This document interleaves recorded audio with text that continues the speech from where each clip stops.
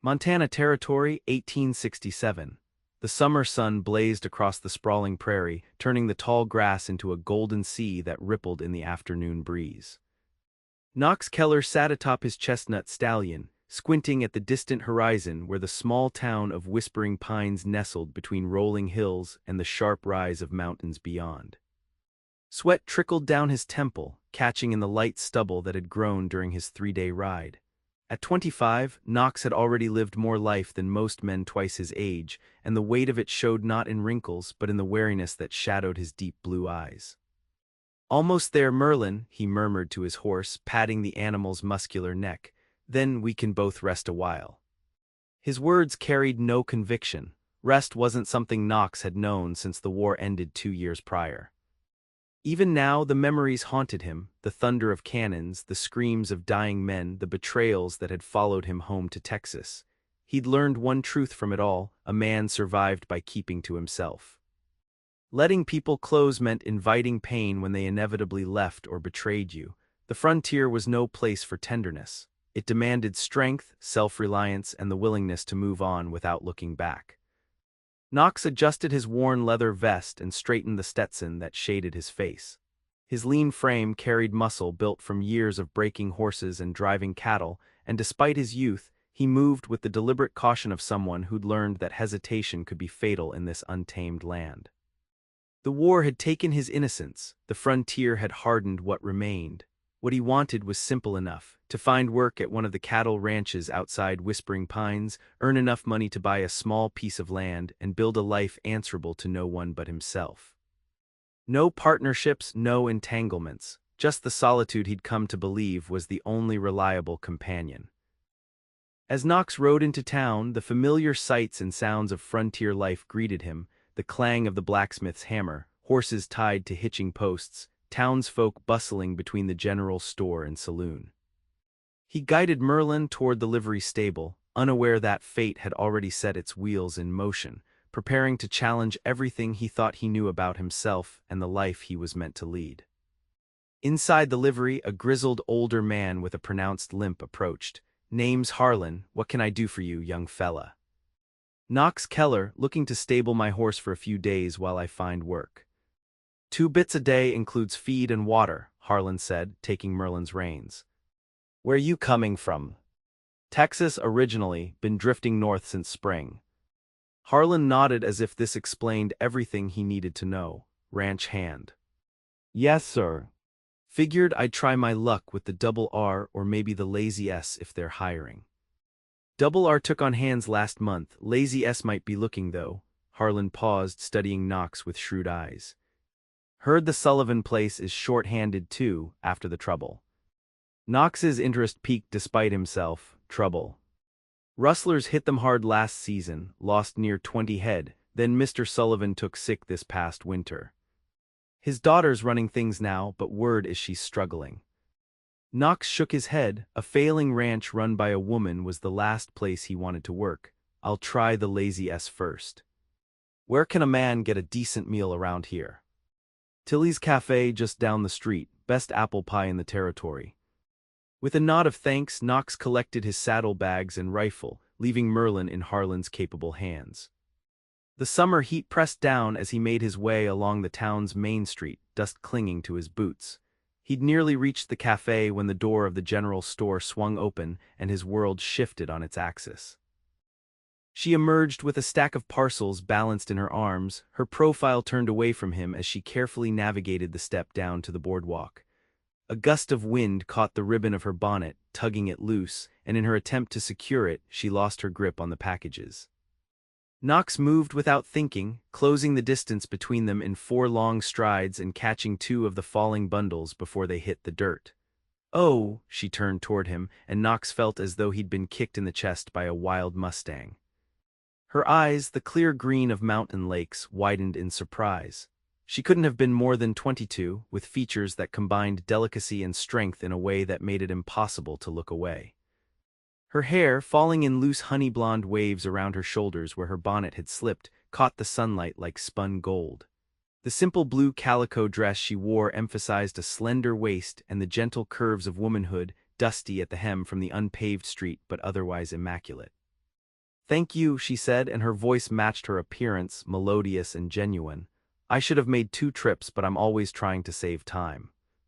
Knox realized he was staring and cleared his throat. "No trouble, ma'am." He held out the packages, suddenly acutely aware of his trail-worn appearance. Their fingers brushed as she took the parcels, and something electric passed between them. She felt it too. He could tell by the slight catch in her breath and the faint color that rose to her cheeks. "I'm Tessa Sullivan," she offered, tucking a strand of golden hair behind her ear. "Are you new to Whispering Pines?" Sullivan. The failing ranch with the woman in charge. Knox's carefully constructed walls rose immediately, even as something deeper in him recognized her as important in a way he couldn't understand. Knox Keller. "Just rode in," he kept his tone polite but distant. "Need a hand with these to your wagon." "That's kind of you, Mr. Keller. My wagon's just down at the end of the street." They walked in silence, Knox carrying the heavier packages while stealing glances at the woman beside him. There was a quiet dignity in her bearing that spoke of someone who had shouldered responsibilities beyond her years. When they reached the wagon, a simple farm buckboard with a dappled mare in the traces, Knox loaded the packages in the back while Tessa secured her bonnet properly. "Are you looking for work, Mr. Keller?" she asked suddenly. He hesitated. "Yes, ma'am, heading to the Lazy S after I get a meal." "We're hiring at the Circle S," she said, straightforward and without pretense. "My father's been ill, and we lost our foreman last month when he moved back east. The pay isn't as much as the bigger spreads can offer, but there's a good bunkhouse and 3 square meals a day." Their eyes met again, and Knox felt a strange pull, as if invisible threads were trying to bind him to this woman he'd just met. It was exactly the kind of entanglement he'd sworn to avoid. "I appreciate the offer, Miss Sullivan, but I generally prefer larger operations." The lie tasted bitter on his tongue. Disappointment flickered across her face before she masked it with a polite smile. "Of course. Well, thank you again for your help, Mr. Keller. Good luck at the Lazy S." She climbed up onto the wagon seat with practiced ease. Knox stepped back, tipping his hat. "Ma'am." As he watched her drive away, he felt a peculiar emptiness, as if he'd just made a grave mistake. He shook it off, reminding himself of the lessons he'd learned through blood and heartache. Getting involved with a struggling ranch, especially one run by a woman who stirred feelings he'd thought long dead, was exactly the kind of complication he needed to avoid. Yet as he turned toward Tilly's cafe, Knox couldn't help but look back once more at the retreating wagon, the sun glinting off golden hair as Tessa Sullivan guided her horse homeward. For the first time since the war, the fortress of solitude he'd built around himself felt not like protection, but like a prison. Tessa Sullivan flicked the reins gently, urging her mare forward as she left town behind. The encounter with the handsome stranger lingered in her mind, a bright spot in what had been weeks of mounting worry. There had been something compelling about Knox Keller's deep blue eyes, something that spoke of pain carefully hidden beneath a controlled exterior. She recognized that look. She'd seen it in her own reflection often enough since her father fell ill. At 22, Tessa had not imagined she would be shouldering the burden of the Circle S ranch alone. But when pneumonia had nearly taken her father during the harsh winter, leaving him weakened and bedridden, she'd had no choice but to step into his boots. The neighboring ranchers, all men, had given her 6 months before she'd be forced to sell. That had been 4 months ago, and their prediction was looking increasingly accurate. The gently rolling Montana landscape spread before her, the distant mountains a reminder of how small her troubles were in the grand scheme of creation. Yet they didn't feel small. Between the rustlers who'd struck twice in the past year, the bank note coming due in 2 months, and the dwindling crew that had once worked their modest spread, Tessa felt the weight of potential failure with every breath. "We will not lose this land," she murmured, as much a prayer as a declaration. The ranch had been her mother's dream, a place where Elizabeth Sullivan had planned to raise a family far from the confines of Philadelphia society. When consumption had taken her 11 years ago, Tessa's father had nearly sold everything and returned east. Only Tessa's pleas had kept them in Montana, honoring her mother's memory by making the Circle S thrive. By the time she guided the wagon through the ranch gates, the sun was beginning its descent toward the western peaks. The Circle S was modest compared to some of its neighbors, 300 acres of good grazing land, a small herd of cattle, and a half-dozen horses besides the working stock. The two-story ranch house stood solid against the landscape, built by her father's hands from pine harvested from their own land. Smoke curled from the chimney, a sign that Mrs. Abernathy, their housekeeper, was preparing supper. Tessa was unsurprised to find her father seated on the front porch in his rocking chair, a woolen blanket across his lap despite the summer warmth. William Sullivan had once been a bear of a man, tall and broad-shouldered with a laugh that seemed to shake the rafters. Now, at 53, illness had whittled him down, leaving his clothes hanging loose and his once ruddy face pale beneath his silver-streaked dark hair. "There you are," he called as she pulled the wagon to a stop. "Was beginning to worry." "I'm fine, Pa." Tessa climbed down, coming to press a kiss to his forehead.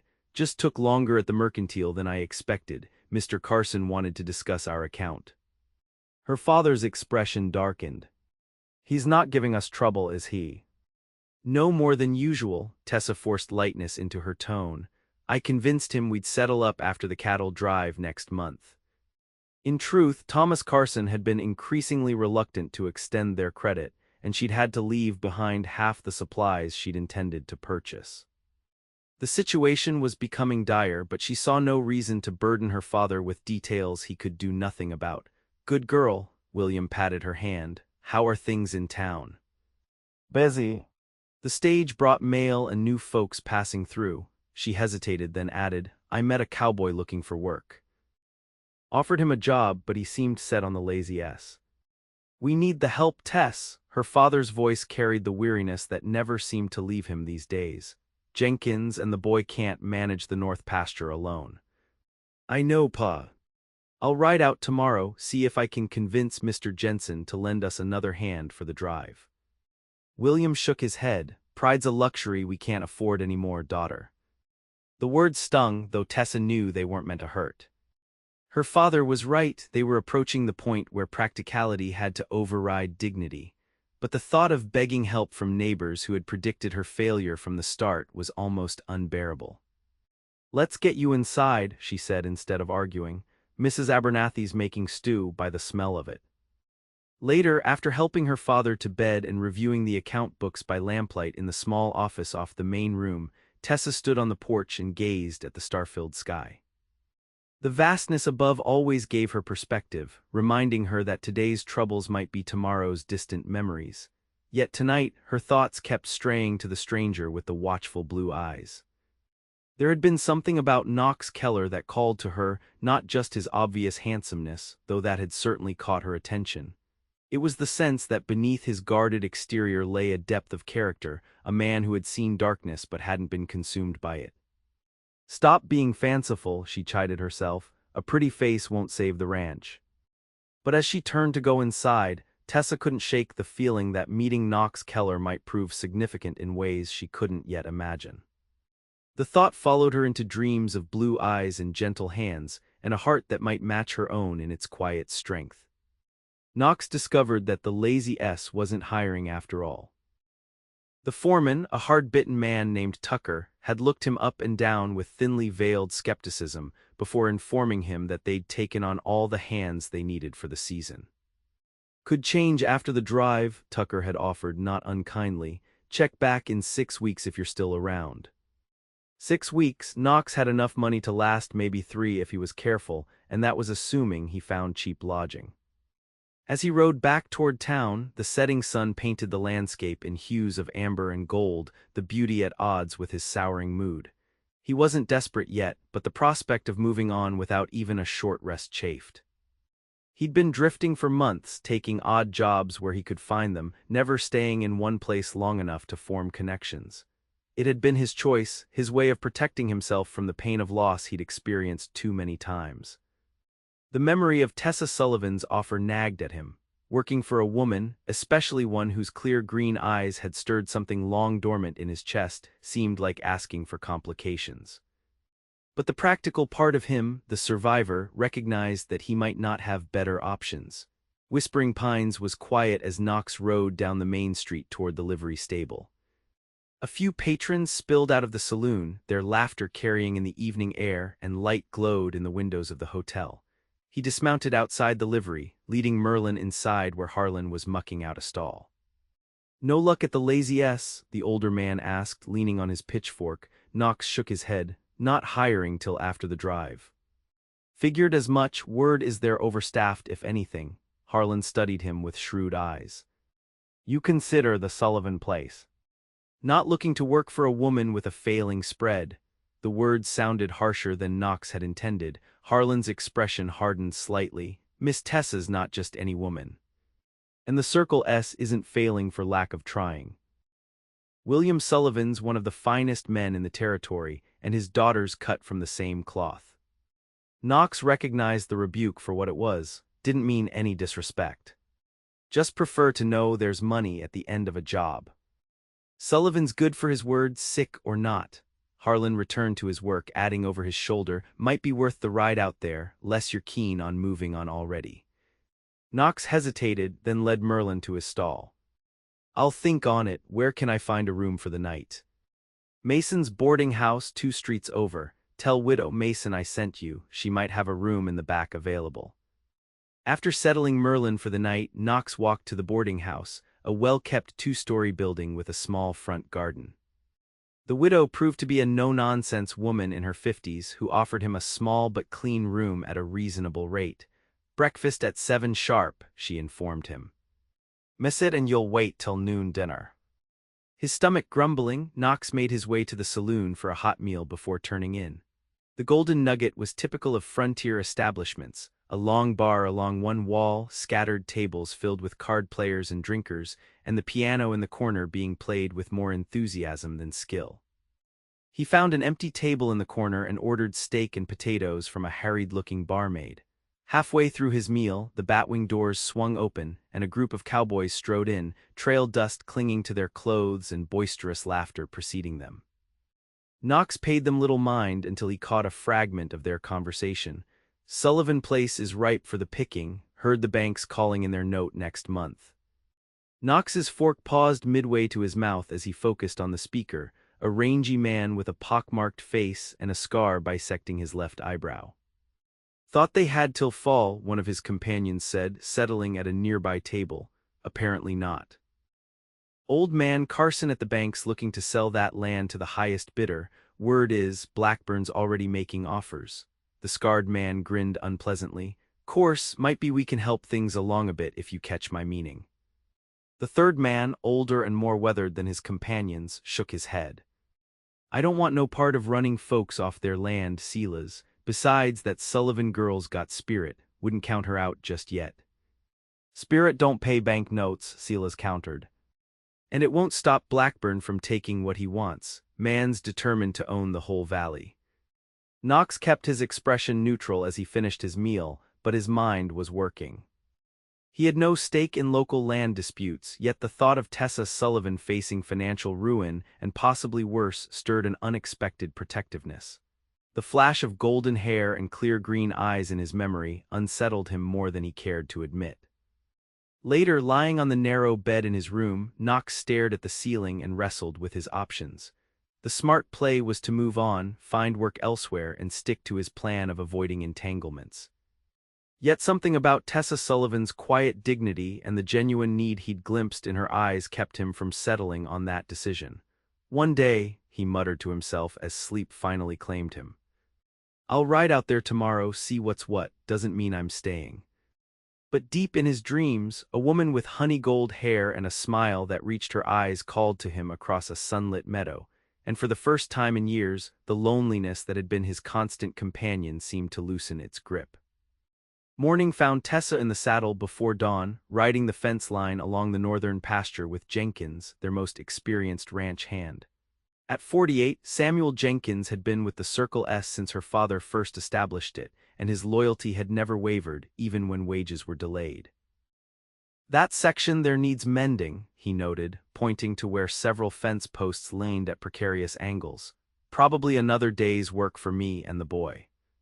"We'll have to prioritize the west boundary first," Tessa replied, adjusting her wide-brimmed hat against the rising sun. "That's where we lost the heifers last month."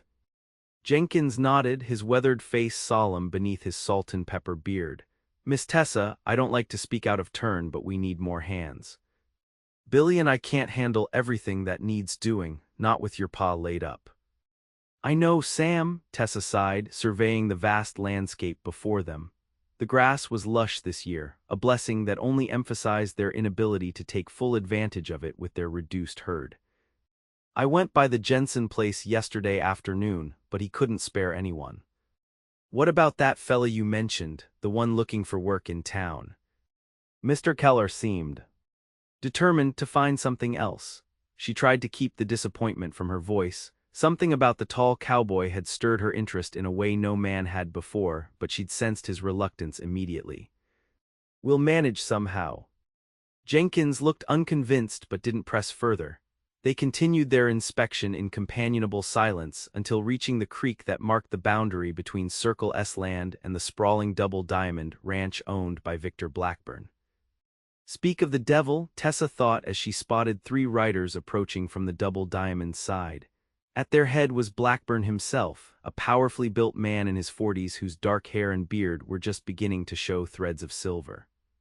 He was considered handsome by many, with his strong features and confident bearing, but Tessa had always found something calculating in his dark eyes that set her on edge. Miss Sullivan, Blackburn called, raising a hand in greeting as they drew near. Out early this fine morning. Mr. Blackburn, she acknowledged with a polite nod, just checking fences. He reined his horse alongside hers, close enough that their boots nearly touched. Seems like a lot of work for a lady. How's your father? Any improvement? He has good days and bad, she answered guardedly. Blackburn had been increasing his visits to the Circle S since her father's illness, his offers to buy their land growing more persistent with each encounter. Thank you for asking. I was sorry to hear about your cattle losses, he continued, his tone sympathetic though his eyes remained sharp. Rustlers are becoming a real problem in these parts. Jenkins shifted in his saddle, clearly uncomfortable. Tessa knew he shared her suspicion that Blackburn might be behind at least some of their recent troubles, though they had no proof. Yes, quite troublesome, she agreed mildly. Though we're taking measures to protect what's ours. Blackburn smiled, revealing even white teeth beneath his neatly trimmed mustache. I'm sure you are. Still, it must be difficult with so few hands. My offer still stands, you know. I'd pay fair market value for the Circle S, enough for you and your father to live comfortably back east where he could get proper medical care. Tessa felt her spine stiffen. That's very generous, Mr. Blackburn, but as I've told you before, we're not interested in selling. This is our home. A flash of something, annoyance perhaps, or determination, crossed his features before his smile returned. Of course. But should you reconsider, my door is always open. He tipped his hat. Good day, Miss Sullivan, Jenkins. As Blackburn and his men rode away, Jenkins spat into the dust. Don't trust that man as far as I could throw him. Nor do I, Tessa admitted, but he's right about one thing: we do need more hands. They turned their horses back toward the ranch house, the morning sun now fully risen and promising another scorching day. Tessa couldn't shake the feeling that time was running out for the Circle S, and that Blackburn was simply waiting for them to fall, like a vulture circling wounded prey. Her thoughts drifted once more to Knox Keller, with his wary blue eyes and the careful distance he'd maintained despite his instinctive kindness. She wondered what had happened to make such a young man so guarded and whether she'd ever see him again. She didn't have long to wonder. As they crested the rise that overlooked the ranch house, Tessa spotted a lone rider approaching from the direction of town.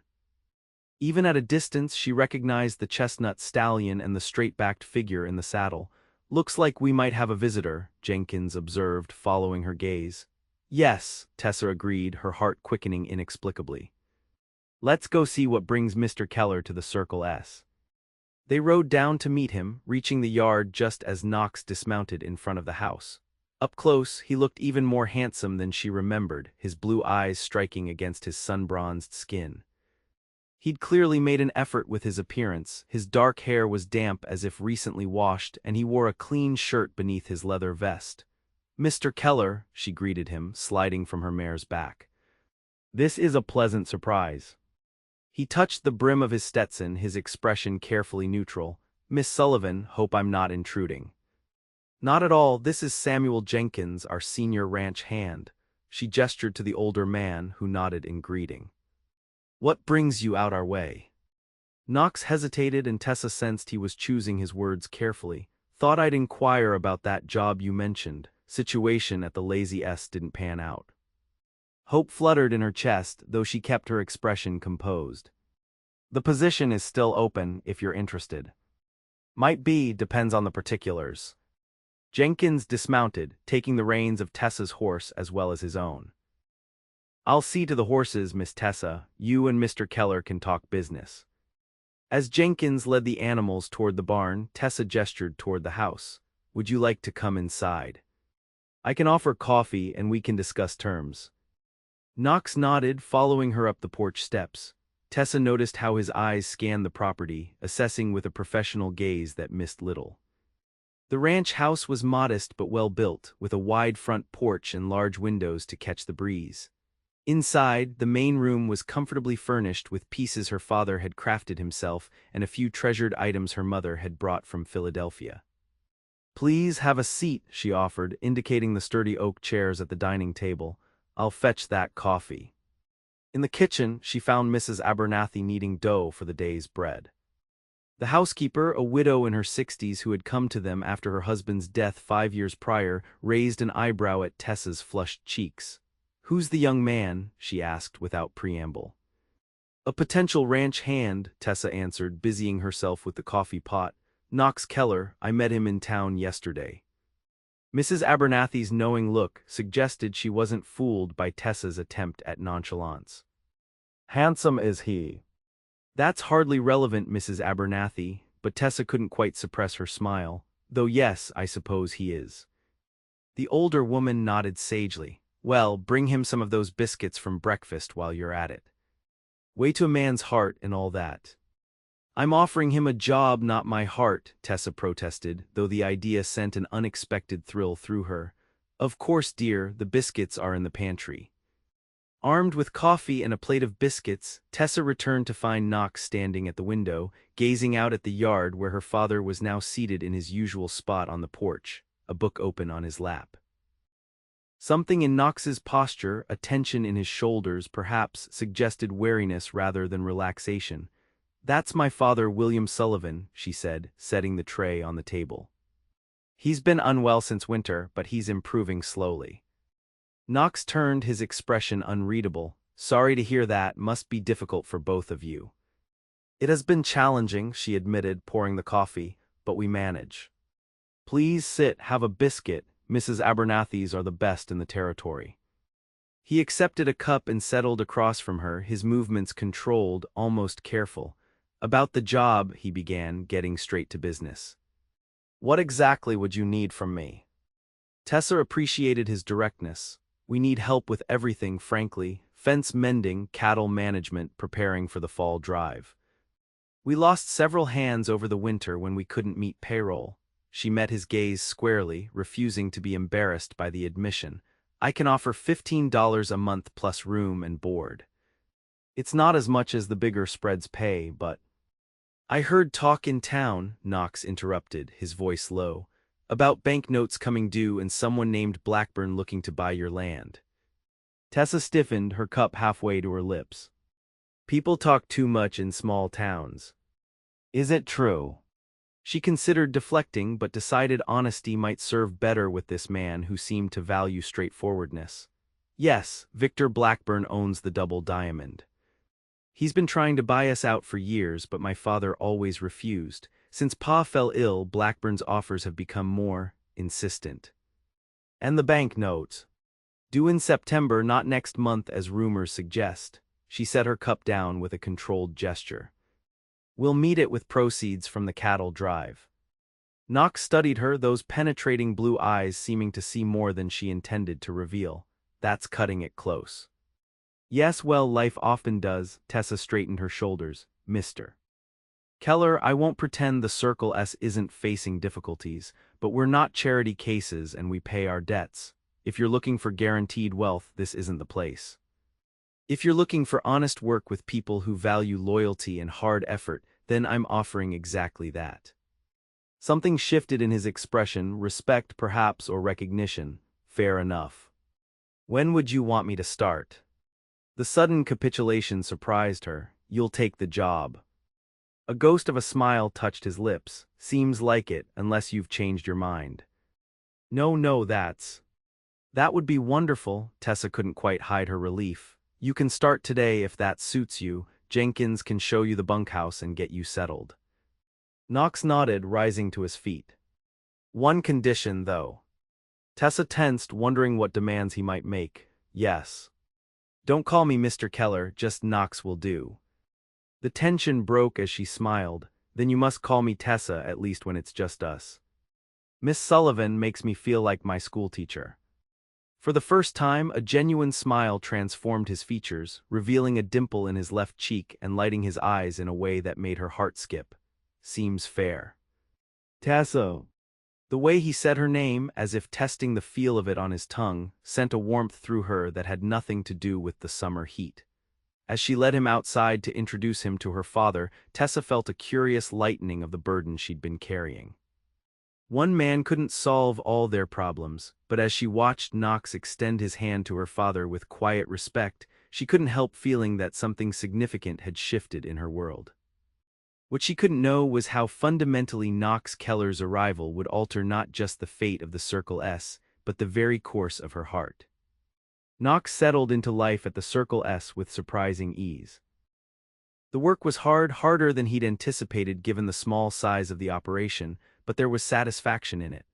The bunkhouse was clean and comfortable, shared only with Jenkins and young Billy Peterson, a gangly 16-year-old who idolized Jenkins and watched Knox with undisguised curiosity.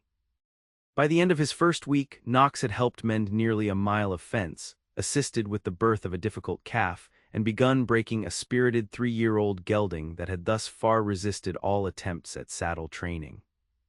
The days passed in a rhythm of physical labor that left his body pleasantly exhausted and, more surprisingly, his mind at peace. What he hadn't anticipated was how quickly Tessa Sullivan would come to occupy his thoughts. He found himself looking for her each morning as he crossed from the bunkhouse to the main house for breakfast, and the days when she rode out with them to check cattle or deliver lunch to the work sites became the ones he anticipated most. There was something about her that defied his expectations at every turn. She wasn't just book-smart, though her education was evident in her speech and knowledge. She was ranch-smart too, understanding cattle behavior and land management with an instinct that matched men who'd spent their lives in the saddle. And despite the clear worry that sometimes shadowed her features when she thought no one was looking, she maintained a quiet optimism that Knox found both baffling and admirable. On this particular afternoon, Knox was working alone in the corral with the young gelding, a handsome bay with a white blaze whom Tessa had named Valor. The horse had spirit but wasn't mean-spirited, just untrusting. Knox could relate to that. Easy now, he murmured, letting the animal sniff his outstretched hand. Nobody's gonna hurt you here. He'd been working with Valor for days, getting him used to human touch and the feel of the saddle blanket on his back. Today might be the day to try the saddle itself if the horse seemed receptive. You have a way with him. Knox turned to find Tessa leaning on the corral fence, watching with interest.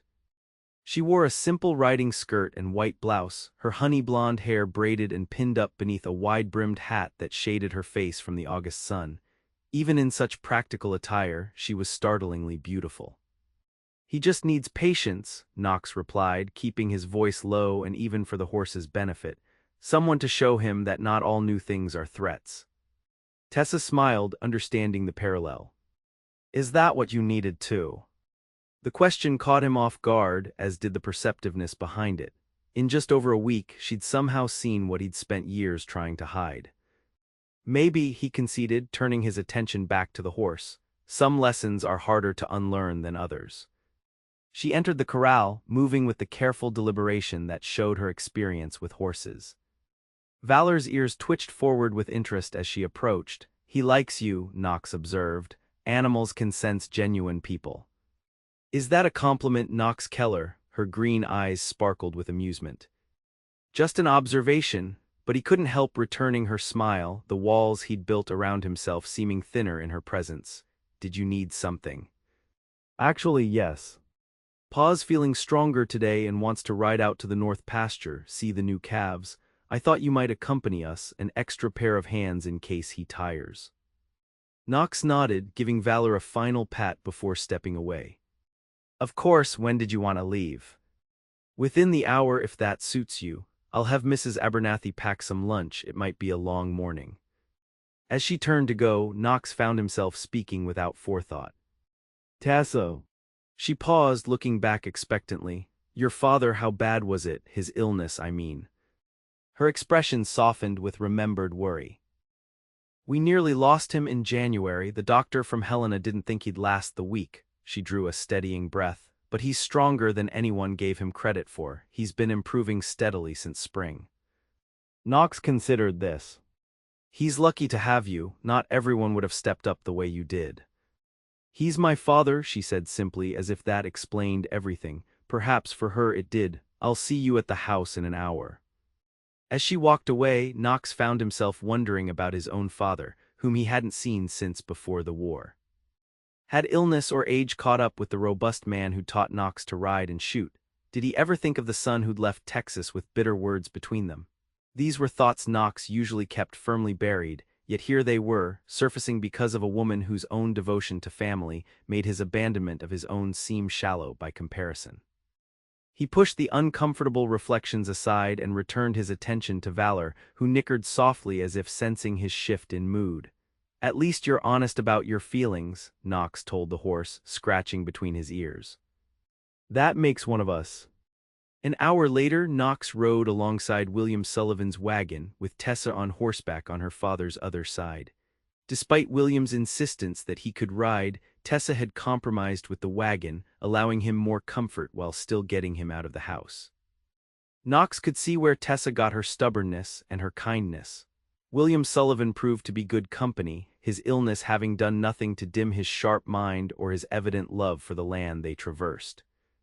He pointed out landmarks, told stories of the ranch's early days, and asked Knox thoughtful questions about his experience without prying into the personal history Knox deliberately kept vague. Texas breeds good cattlemen, William remarked after Knox mentioned his home state. You worked on a big spread there. My father's ranch, Knox answered, keeping his tone neutral, nothing like the size of some but substantial enough. And yet here you are in Montana, working for wages. William's gaze was shrewd but not unkind. Life has a way of taking unexpected turns, doesn't it, son? Pa, Tessa interjected, clearly concerned her father was overstepping. Not everyone wants to discuss their past. William raised a hand in acknowledgement. You're right, of course. Forgive an old man's curiosity, Knox. Illness makes one philosophical about the paths we choose. No offense taken, Knox assured him, oddly unbothered by the questions that would normally have raised his defenses. There was something about William Sullivan that inspired trust, the same quality he'd noticed in Tessa. The war changed things for a lot of men, made us reconsider what matters. William nodded, understanding in his eyes. Confederate. Yes, sir, joined up in '63, though I can't say I was fighting for any grand cause, mostly just doing what was expected. Many did, William agreed. War has a way of sweeping up young men in its current, regardless of their personal convictions. They rode in companionable silence after that, cresting a hill that revealed a verdant valley below where a dozen new calves frolicked near their mothers. The sight brought a smile to William's face that erased years of illness and worry.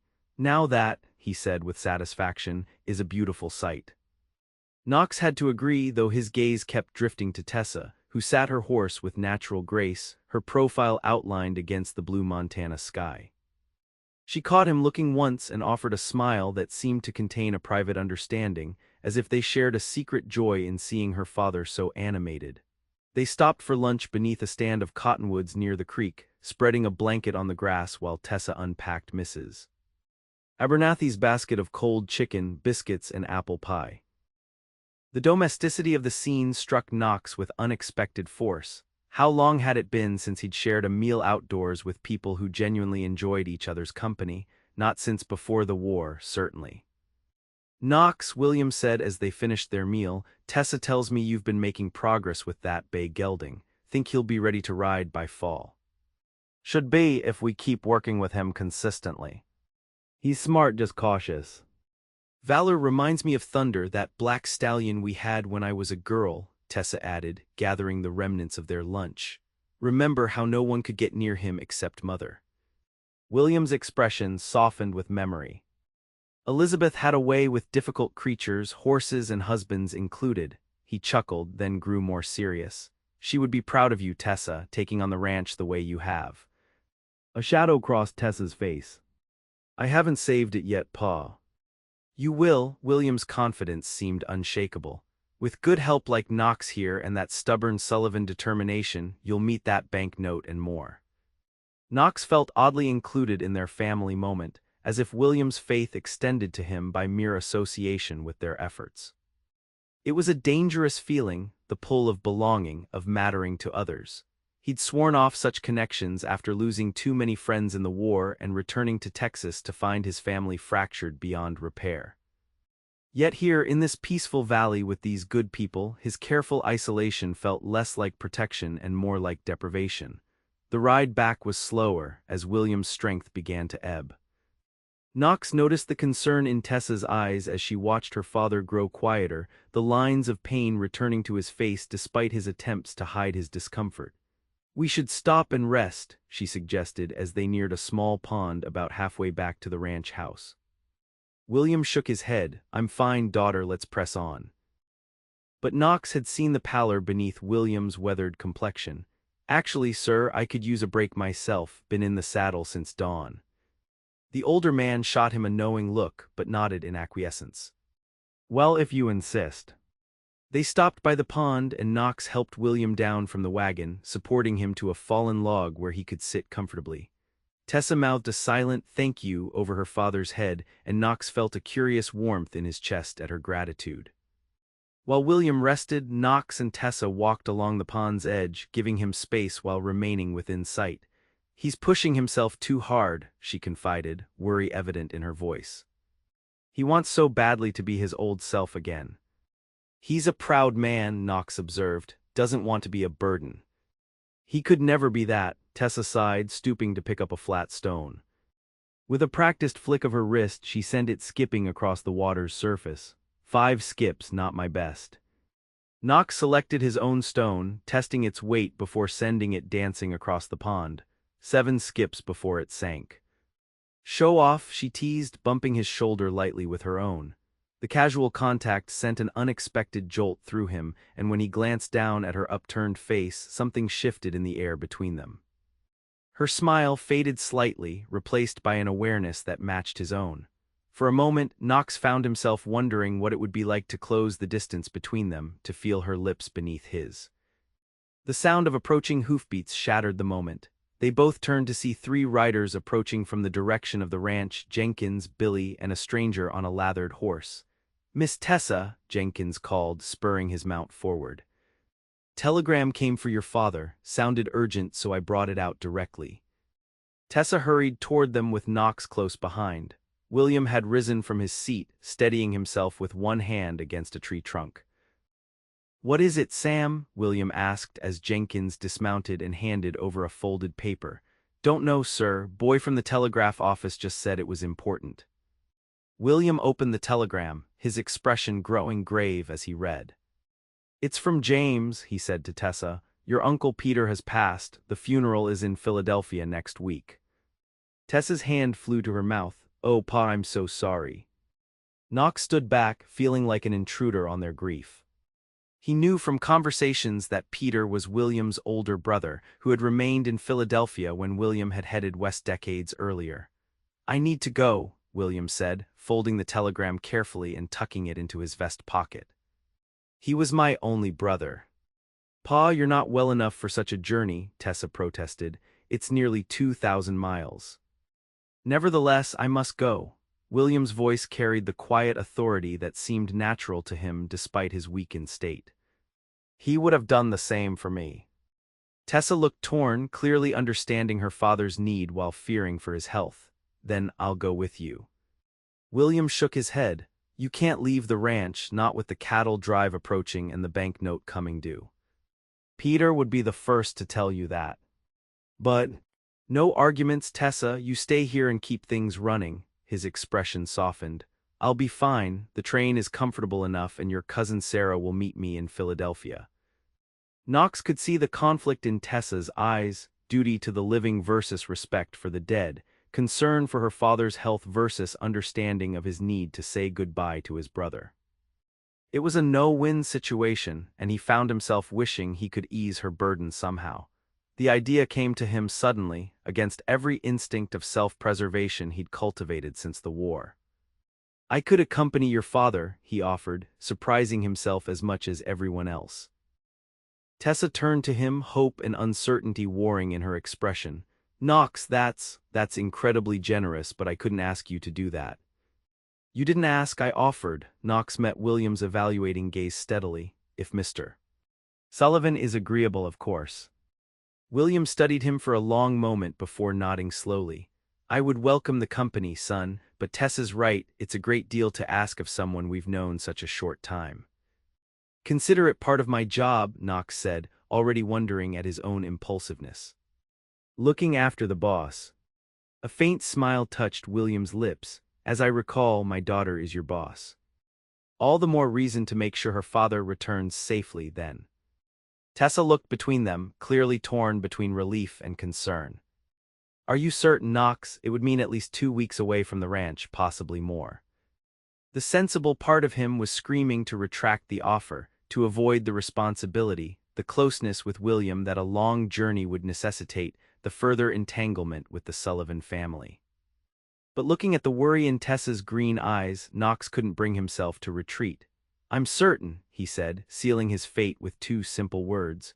The gratitude in her smile made his reckless offer seem suddenly worth whatever complications might follow. As they made their way back to the ranch, discussing arrangements for the journey, Knox couldn't escape the feeling that he'd just crossed a line he'd drawn for himself long ago, the line between keeping his distance and allowing himself to care. The Helena train station bustled with activity as Tessa stood on the platform, watching porters load luggage onto the eastbound train that would carry her father and Knox on the first leg of their journey to Philadelphia. Despite the practical arrangements they'd made over the past 3 days, she still felt a knot of anxiety in her stomach at the prospect of her father undertaking such a long journey so soon after his illness. You're frowning again, William observed, reaching out to smooth the crease between her brows with a gentle finger. I've told you not to worry. And I've told you that's like asking the sun not to rise, Tessa replied, forcing a smile. It's a mother's prerogative to worry about her children and a daughter's right to worry about her father. William's eyes softened. You're so like her sometimes. She would be proud of the woman you've become, Tessa. The mention of her mother brought both comfort and a familiar ache. I wish she could have met Uncle Peter's grandchildren. She always loved children. She would have had her own grandchildren by now if she'd lived, William mused, then chuckled at Tessa's startled expression. Don't look so shocked. Every parent hopes to see their children settled and happy. Your mother was no different. Tessa felt her cheeks warm. Well, that particular hope will have to wait. I have a ranch to save first. The right man might help with both, William suggested, his gaze drifting meaningfully to where Knox stood several yards away, giving them privacy for their goodbyes while he confirmed their tickets with the station master. Pa, Tessa hissed, mortified. Knox is an employee, nothing more. William's smile was knowing. If you say so, daughter, but I've seen how you look at each other when you think no one's watching. Before Tessa could formulate a proper denial, the station master called for final boardings. Knox approached, his tall figure cutting a striking silhouette in the new suit Tessa had insisted on purchasing for him from the general store. He looked different in the formal attire, equally handsome but somehow more substantive, as if the clothes revealed a dimension of him that his usual ranch wear concealed. Everything's in order, he reported. Our compartment is secured for the first leg to Cheyenne, and the tickets for the connecting trains are confirmed. Thank you, Knox. Tessa was grateful her voice remained steady despite the flutter in her chest at his appearance. I can't express how much it means that you're doing this. He shrugged, that characteristic gesture that downplayed his own goodness, just doing what's needed. Nevertheless, I'm in your debt. Tessa hesitated, then reached into her reticule and withdrew an envelope. This is for expenses along the way. There should be enough for meals, accommodations, and any unexpected needs. Knox frowned slightly. You've already advanced my wages for the trip. This isn't necessary. Please, she insisted. It would ease my mind. After a moment, he accepted the envelope with a nod. We'll be fine, he assured her, his blue eyes meeting hers with a steadiness that conveyed more than his words. I give you my word. The train whistle blew a final warning. Tessa embraced her father, inhaling his familiar scent of tobacco and bay rum. Be careful, Pa, rest when you need to, and don't let pride push you too hard. Yes, ma'am, William said with mock solemnity, then kissed her forehead. Take care of our home, Tessa. I'll be back before you know it. As he boarded with Knox's assistance, Tessa fought the irrational urge to call them both back, to keep them safely within her sight. Instead, she raised a hand in farewell, maintaining her smile until they were both aboard and the train began its lumbering departure from the station. Only when the last car had disappeared around the bend did she allow her shoulders to slump slightly. The responsibility of the Circle S now rested entirely on her shoulders, and the next few weeks would determine whether they could meet the banknote when it came due. Godspeed, she whispered to the empty track, unsure whether her prayer was more for her father's health, Knox's safe return, or her own strength to face what lay ahead. The ride back to the ranch seemed longer than usual, the late August sun beating down as her mare plodded along the familiar trail. Jenkins had offered to accompany her to Helena, but she'd insisted he was needed more at the ranch, especially with Knox away. Now, as she passed the boundary marker of Circle S land, she found herself wishing for company to distract from her churning thoughts. As if in answer to her unspoken wish, a rider appeared on the ridge ahead, the familiar outline of Victor Blackburn on his black stallion. Tessa stifled a sigh. Of all people to encounter today, he was perhaps the least welcome.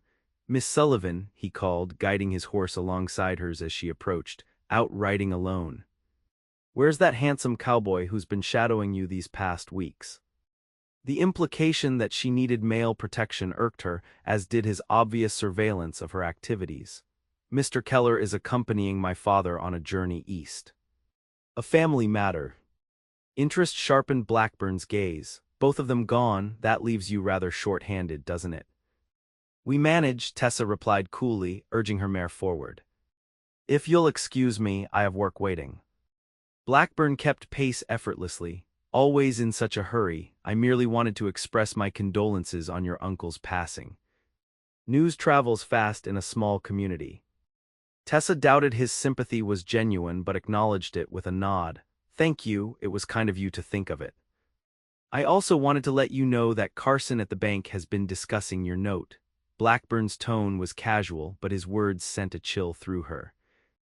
Apparently, he's considering calling it in early, given the difficulties you've had meeting previous obligations.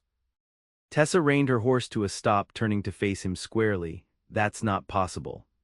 The terms are clear, payment is due September 30th, not before. Blackburn shrugged, the picture of sympathetic concern. Banks can be fickle when they sense risk, but perhaps I could help. A word from me might persuade Carson to honor the original terms. And what would you want in return for this? Assistance? Tessa asked, though she already knew the answer. Just the opportunity to discuss my offer for your land in more detail. His smile didn't reach his eyes. With your father away, you might have more freedom to consider what's truly best for both of you. The implication that she needed her father's absence to make decisions infuriated her. Mr. Blackburn, I've been quite clear about our position. The Circle S is not for sale, not to you, not to anyone. Pride can be expensive, Miss Sullivan. All pretense of friendliness vanished from his tone. Especially when it blinds you to reality. Your ranch is failing. Even with that new hand of yours, you won't make enough from the drive to cover the note.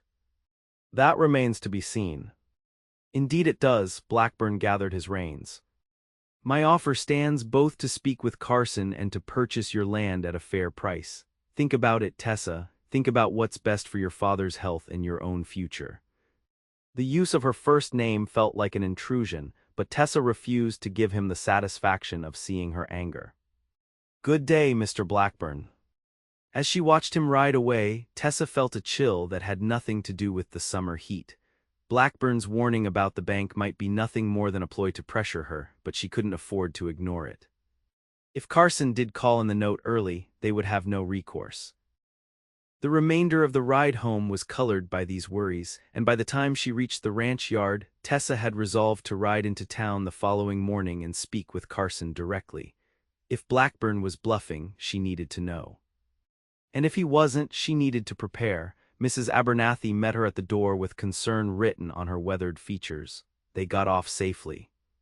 Yes, the train left on schedule. Tessa removed her hat, suddenly aware of how tired she felt. Has anything happened here?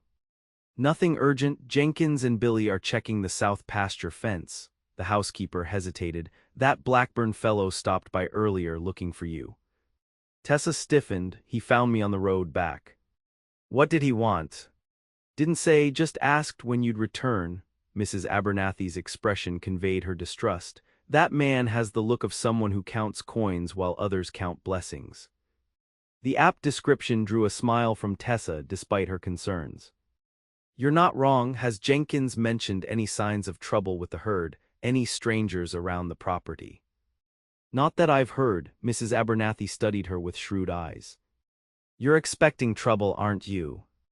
Tessa considered deflecting but opted for honesty with the woman who had become like family.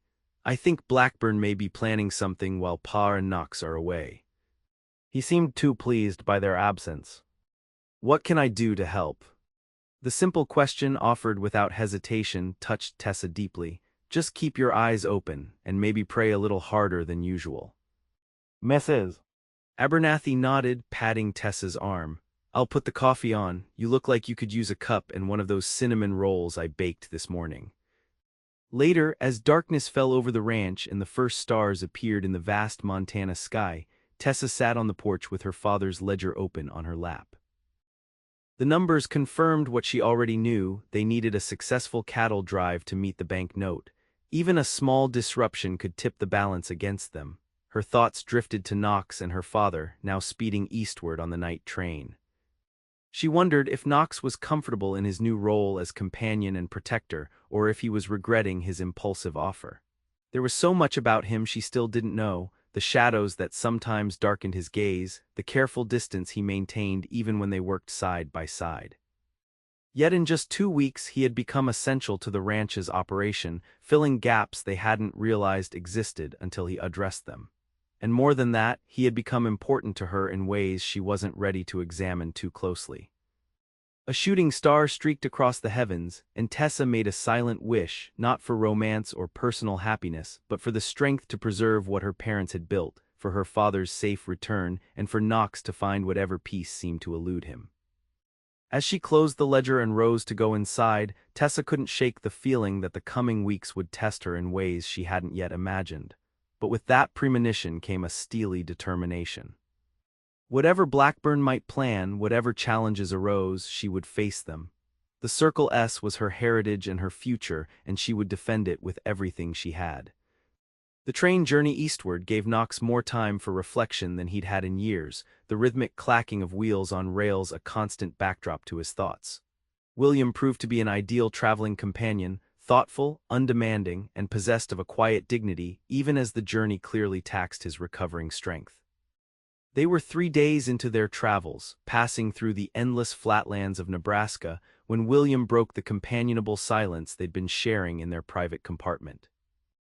"You're a long way from Texas," he observed, looking up from the book he'd been reading. "What brought you north after the war?" Knox considered deflecting the question as he had countless times before, but something about the older man's genuine interest and lack of judgment made honesty seem possible. "Disappointment mostly," he admitted, watching the landscape roll past the window. "Found things changed when I got home. My father had remarried a woman half his age with ambitions that didn't include his son from a previous marriage." William nodded, understanding in his eyes. "Difficult situation. Could have managed that part, I suppose, but there was money missing from my mother's trust, funds that should have been mine when I turned 21. When I confronted him, my father chose his new wife's version of events over mine. The old bitterness crept into Knox's voice despite his attempts to sound detached. Seemed easier to leave than fight for what was rightfully mine in a town where my father's influence outweighed the truth. That must have been painful, William said simply, offering neither platitudes nor judgment. It was a long time ago. Some wounds don't heal with time alone, William observed. They need acknowledgement, sometimes forgiveness of others or oneself. Knox shifted uncomfortably. Not sure there's much to forgive myself for, except perhaps being naive enough to trust family. And that's the lesson you took from it, that trust is foolish. William's gaze was penetrating but kind. Seems a heavy price to pay for one betrayal, son, living without trust. The insight struck closer to home than Knox cared to admit. It wasn't just my father, there were others during the war, friends I trusted who made choices that got good men killed. He shook his head, unwilling to elaborate further. Experience is a thorough teacher, Mr. Sullivan. Indeed it is, but sometimes what we think it's teaching isn't the lesson at all. William closed his book, marking his place with a finger. When Elizabeth died, I nearly sold everything and took Tessa back east. I was convinced the frontier was too harsh, too unforgiving a place to raise a daughter alone. Knox listened, sensing the story was leading somewhere significant.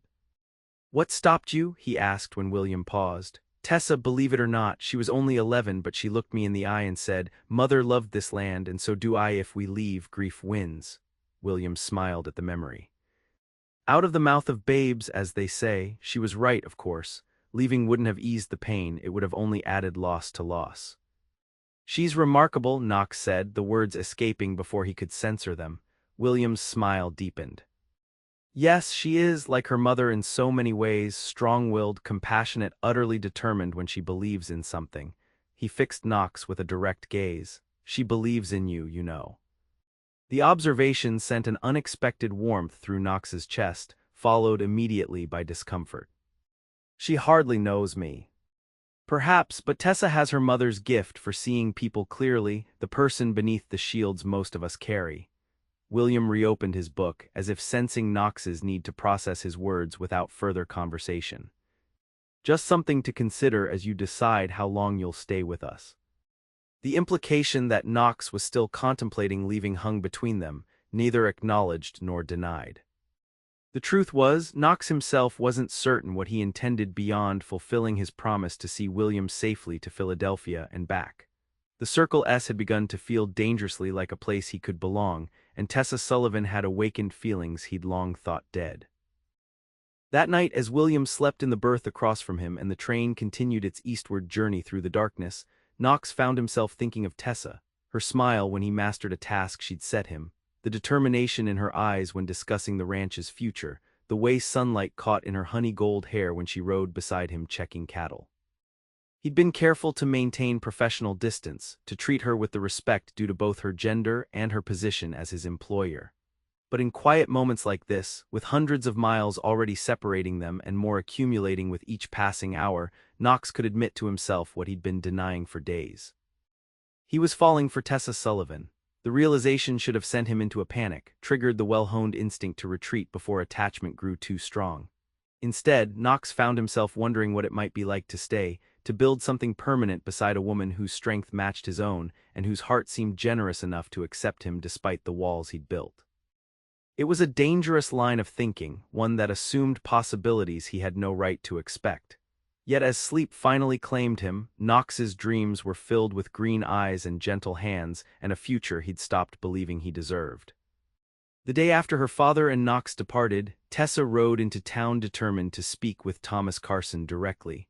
The bank was quiet when she entered, only one other customer completing his business at the teller's window. Carson himself sat behind his desk in the corner, his spectacles perched on his nose as he reviewed a ledger. "Miss Sullivan," he greeted her when she approached, rising from his seat with perfunctory politeness. "This is unexpected. Please sit down." Tessa took the offered chair, arranging her riding skirt smoothly. "Thank you for seeing me without an appointment, Mr. Carson. I wanted to discuss our loan." Carson's expression revealed nothing as he resumed his seat. "Yes, due at the end of September, if I recall correctly. Is there a problem?" "Not from our side," Tessa replied carefully. However, I've heard rumors that the bank might be considering calling in the note early. I wanted to confirm whether there's any truth to that. A flicker of surprise crossed Carson's features before his professional mask returned. Where did you hear such a thing? That's not important, is it true? Carson steepled his fingers, regarding her with cool assessment. Miss Sullivan, banks routinely review their outstanding loans, especially when circumstances change. What circumstances have changed, Mr. Carson? Tessa kept her voice level despite the anger beginning to simmer beneath her composure. Our payment history has been consistent, if occasionally delayed. The terms of our agreement are clear.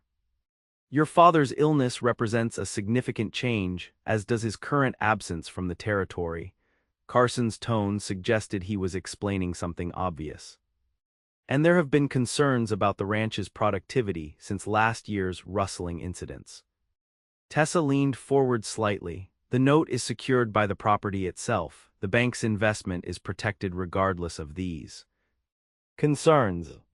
True, but it's in everyone's interest to avoid foreclosure. Carson removed his spectacles, polishing them with a handkerchief. Several parties have expressed interest in the Circle S should it become available. It would be a much cleaner resolution than a public auction. The confirmation of her suspicions sent a chill through Tessa. By several parties, I assume you mean Victor Blackburn. Carson replaced his spectacles, his expression hardening slightly. Mr. Blackburn is a valued customer of this bank. His interest in expanding his holdings is a matter of public knowledge. And his influence with you, apparently, is sufficient to consider violating the terms of our loan agreement. Tessa couldn't keep the edge from her voice any longer. I wonder if the banking commission in Helena would find that appropriate. A flash of alarm crossed Carson's face before he composed himself. There's no need for threats, Miss Sullivan. As I said, we routinely review all outstanding loans. No decisions have been made regarding yours. Good. Tessa rose to her feet, meeting his gaze steadily. Then I'll expect you to honor our agreement as written. The Circle S will meet its obligation on September 30th as scheduled. Carson stood as well, his manner cooling noticeably. For your sake, I hope that's true. Good day, Miss Sullivan. As Tessa left the bank, she felt a mix of victory and unease. She had called Carson's bluff for now, but his reaction confirmed that Blackburn was indeed applying pressure behind the scenes. The reference to several parties suggested Blackburn might not be acting alone, which complicated matters further. Her next stop was the telegraph office, where she sent a brief message to the hotel in Philadelphia where her father and Knox would be staying, informing them of her conversation with Carson without raising undue alarm. There was no point in worrying her father when he could do nothing from so far away. As she crossed the street toward the general store, intending to speak with Mrs. Carson about an order of supplies, Tessa nearly collided with Silas Madden, the scarred cowboy who worked for Blackburn. Pardon, Miss Sullivan, he said with a touch to his hat that somehow managed to seem more mocking than respectful. Didn't see you there. No harm done, Mr. Madden. Tessa moved to step around him, but he shifted subtly to block her path. Heard your pa and that new hand took off for the east, he remarked, his tone conversational though his eyes were calculating. Left you all alone with that big spread to manage. Tessa straightened her spine. I'm hardly alone, Mr. Madden, and I'd appreciate it if you'd let me pass. Course, he stepped aside, but his next words stopped her cold. Just be careful riding back to your place. Heard there's been strangers about watching the roads, wouldn't want anything happening to a lady riding alone. The thinly veiled threat hung in the air between them. Tessa turned back slowly, meeting his gaze with deliberate calm despite the fear his words had sparked. How thoughtful of you to be concerned. Please extend my regards to Mr. Blackburn when next you see him. Madden's smile didn't reach his eyes. I'll do that, ma'am. You have yourself a pleasant day now. Tessa continued to the general store, her mind racing. The encounter with Madden confirmed her suspicions. Blackburn wasn't content to simply wait for financial pressure to force her hand. The implied threat suggested he might be planning something more direct. By the time she had completed her errands and prepared to return to the ranch, the early afternoon sun was high overhead. Tessa considered staying in town overnight, avoiding the lonely ride home that Madden had so pointedly mentioned, but dismissed the idea immediately. Showing fear would only embolden Blackburn and his men. Instead, she sought out Sheriff Davis, finding him at his desk in the small jailhouse. "Miss Sullivan," he greeted her, setting aside the wanted poster he'd been examining. "What brings you to my office today?" "Information, Sheriff." Tessa took the seat opposite his desk. "I've heard rumors of strangers watching the road between town and the Circle S. Have you received any similar reports?" Davis frowned, his weathered face creasing in thought. "Can't say that I have. Who told you this?" Silas Madden mentioned it almost as a warning. She held Davis's gaze. It seemed more like a threat than friendly advice. The sheriff sighed, leaning back in his chair. "Miss Sullivan, I can't act on vague statements that may or may not contain threats. Madden works for Blackburn, but that doesn't make him an outlaw. And if something does happen, then I'll investigate fully, you have my word." Davis's expression softened slightly. "Look, I know things have been difficult since your father took ill, and I'm aware of the tension between your ranch and the Double Diamond, but unless Blackburn or his men break the law, my hands are tied."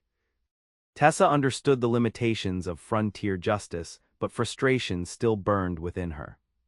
"So I'm supposed to wait until after I've been robbed or worse before expecting the law's protection?" "Of course not." Davis leaned forward, his manner more earnest. "I'll keep an eye out, ask around about these supposed strangers. And I'll have a word with Blackburn, remind him that intimidation has consequences." It wasn't much, but it was something. Tessa thanked him and rose to leave. "Miss Sullivan," Davis called as she reached the door, "be careful out there. Maybe have Jenkins ride in with you next time." The genuine concern in his voice told Tessa more than his words. He believed the threat was real, even if he couldn't officially act on it. "I'll consider it, Sheriff." "Thank you." As she mounted her mare for the ride home, Tessa felt eyes on her from the shadows of the livery stable across the street. Lifting her chin, she turned her horse toward home, refusing to show the unease that prickled along her spine. Whatever Blackburn was planning, she would not be intimidated into abandoning the land her parents had loved. The ride back to the Circle S was tense, with Tessa constantly scanning the landscape for signs of watchers or followers. She took a less direct route, adding time to her journey but avoiding the narrow pass where an ambush would be simple to arrange. By the time she reached the ranch, the sun was beginning its descent toward the western mountains. Jenkins met her in the yard, concern evident in his expression. "You're later than expected, Miss Tessa." "Was getting worried. I took the long way home," she explained as she dismounted, "and I need to speak with you and Billy. Is Mrs. Abernathy inside?" Over coffee in the kitchen, Tessa related her encounters with Carson and Madden, explaining her concerns about Blackburn's intentions. Jenkins's expression grew increasingly grim. "Sounds like he's planning something while your pa and Knox are away," he agreed, rustling maybe or worse. "We need to be vigilant," Tessa said, looking at each of them in turn. "Extra patrols, especially at night, and no one rides alone from now on." "I can take first watch tonight," Billy offered eagerly, clearly seeing the situation as an adventure rather than a genuine threat. Jenkins nodded. "I'll relieve you at midnight. Miss Tessa, you should have your rifle close at hand, just in case." "Already planned on it." Tessa turned to Mrs. Abernathy. "I hate to ask this of you, but would you be willing to stay in the house at night rather than returning to your cabin? I'd feel better knowing you're not alone out there." The housekeeper patted her hand. "Already moved my things to the spare room, dear. Old women develop good instincts about trouble brewing." The support of her small household warmed Tessa's heart even as the gravity of their situation weighed on her. With her father and Knox both thousands of miles away, they were vulnerable in ways that Blackburn clearly intended to exploit, but they weren't without resources or determination. "We'll get through this," she assured them, hoping her voice carried more conviction than she felt.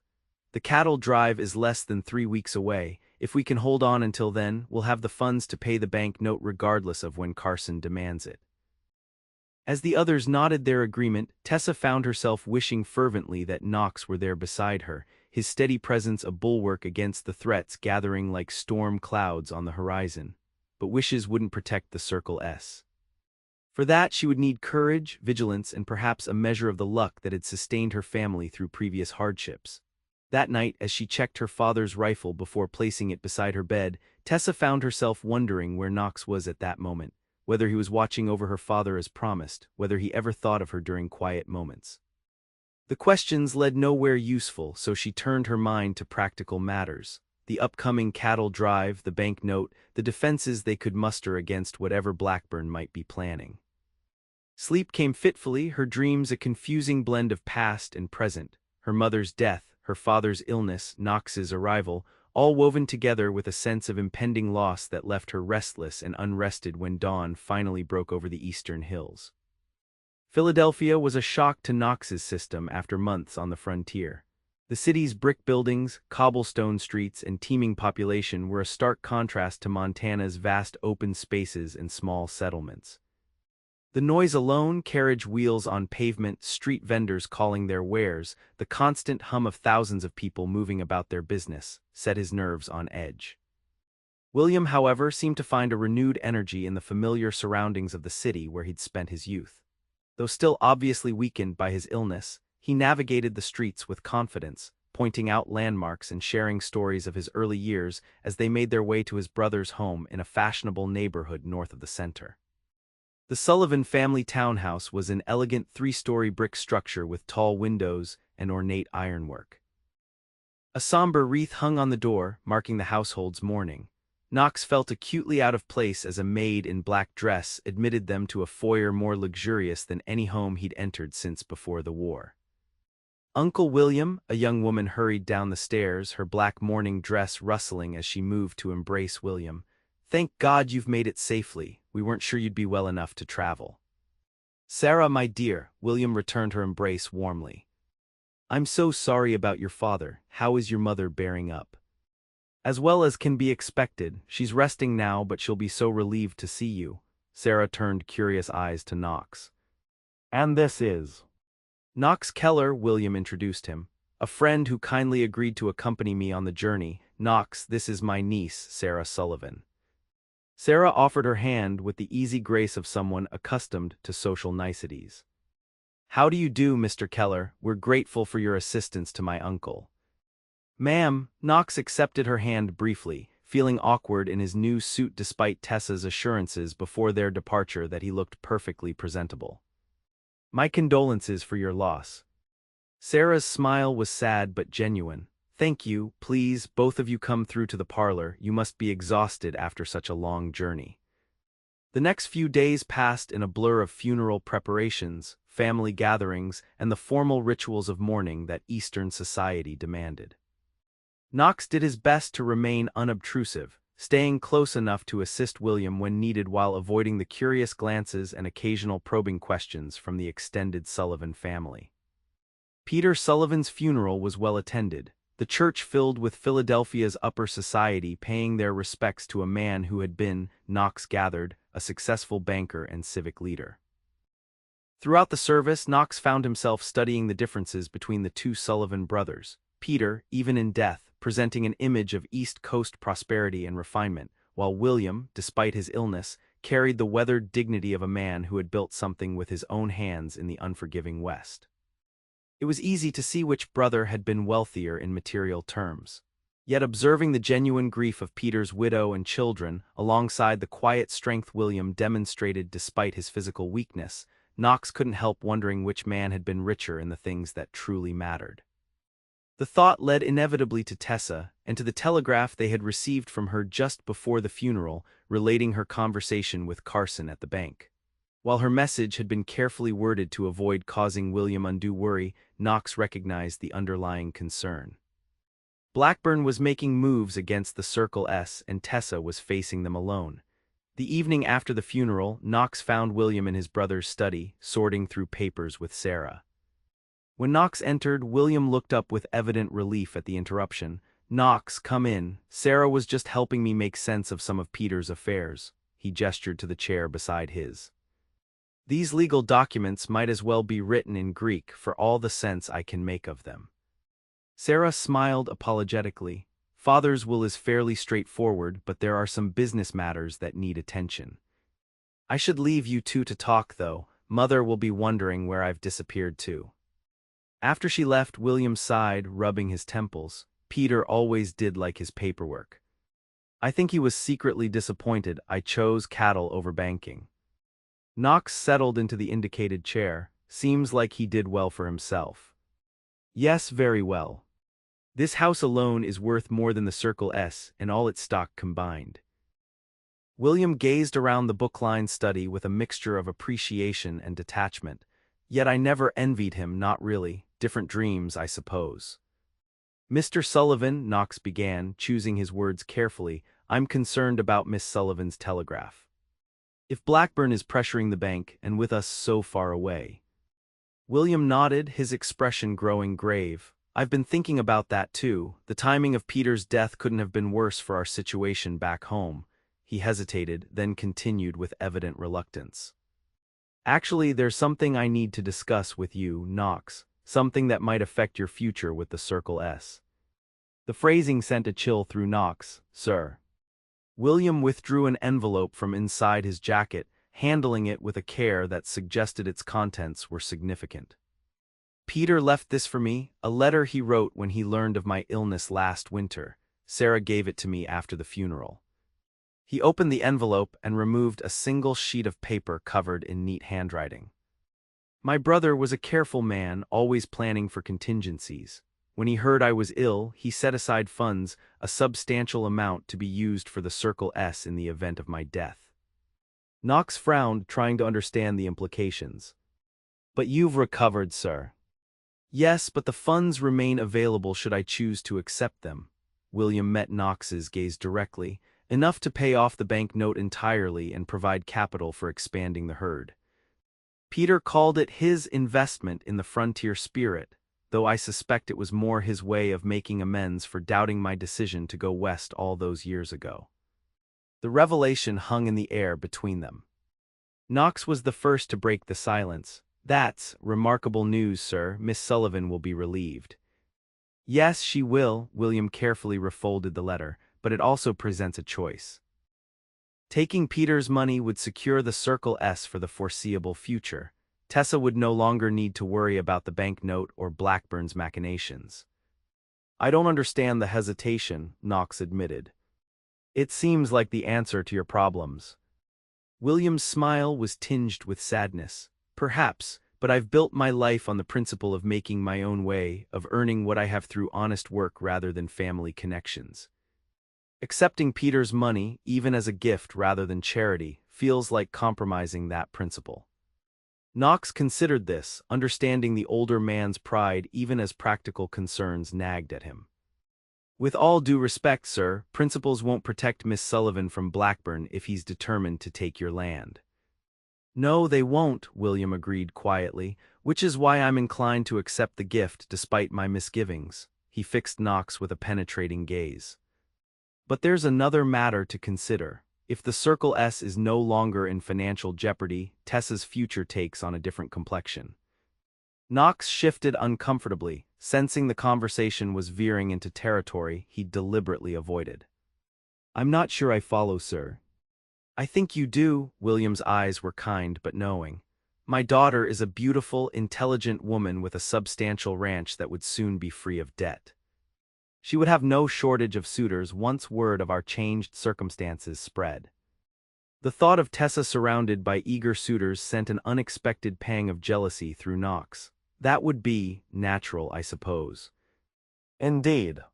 And as her father, I would need to consider her prospects carefully." William leaned forward slightly. "Which brings me to my question, Knox. What are your intentions regarding my daughter?" The directness of the question left Knox momentarily speechless. His first instinct was to deny any intentions whatsoever, to retreat behind the shield of employer-employee propriety he'd maintained. But William's steady gaze made evasion feel dishonest. "Sir, Knox paused, gathering his thoughts. "I respect Miss Sullivan greatly. She's unlike anyone I've ever met. But I'm just a ranch hand, and one who hasn't stayed in one place for more than a few months since the war. I have nothing to offer someone like her."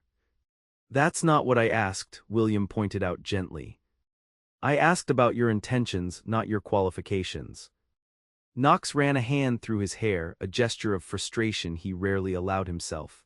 Honestly, I don't know, when I'm around her I feel different. Like maybe the world isn't as cold as I've convinced myself it is. He met William's gaze directly. But feelings aren't enough to build a future on, especially when there's such a gap in our stations. William chuckled, surprising Knox. Stations, Knox, we're not in England. This is America and the frontier at that. Tessa doesn't care about social standing or family connections. She cares about character, about finding a partner who sees her as an equal and loves the land as she does. Even so, Knox argued, I have no claim to make. No land, no savings to speak of, nothing but my labor to recommend me. A man is more than his possessions, William countered. And if I'm any judge of character, which, having survived 30 years on the frontier, I believe I am, you have qualities that would serve my daughter well in a husband. The word husband sent a jolt through Knox.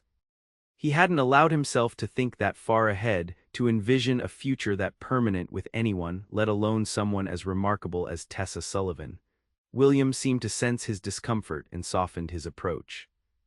I'm not asking for declarations or promises, son, just honesty. If your feelings for Tessa are more than passing, I'd like to know before we return to Montana with funds that will change her prospects considerably.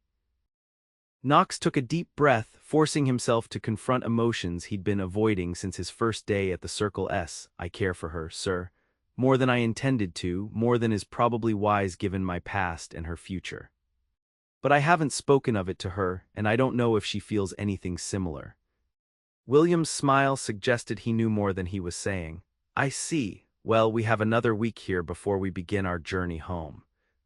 Perhaps that's time enough for you to consider whether you're willing to take a chance on something permanent, or if you'll continue drifting as you have been.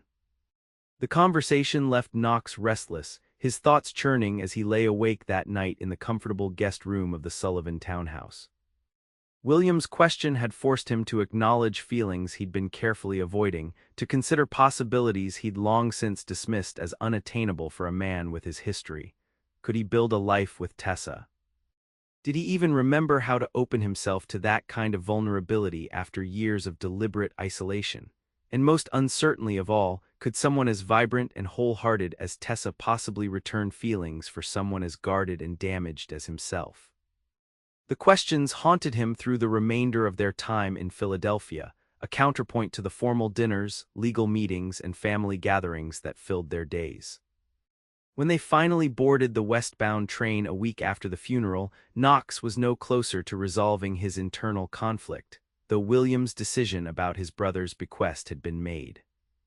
I've accepted Peter's gift, William informed him as they settled into their compartment for the long journey home. Sarah has arranged for the funds to be transferred to the bank in Helena. By the time we return, the Circle S will be debt-free for the first time since Elizabeth died. Miss Sullivan will be relieved, Knox replied, genuinely happy for them despite his personal turmoil. Yes, though I expect she'll have mixed feelings just as I do. William gazed out the window as the Philadelphia skyline receded in the distance. Tessa has her own pride. Taking this money means admitting we couldn't save the ranch through our own efforts.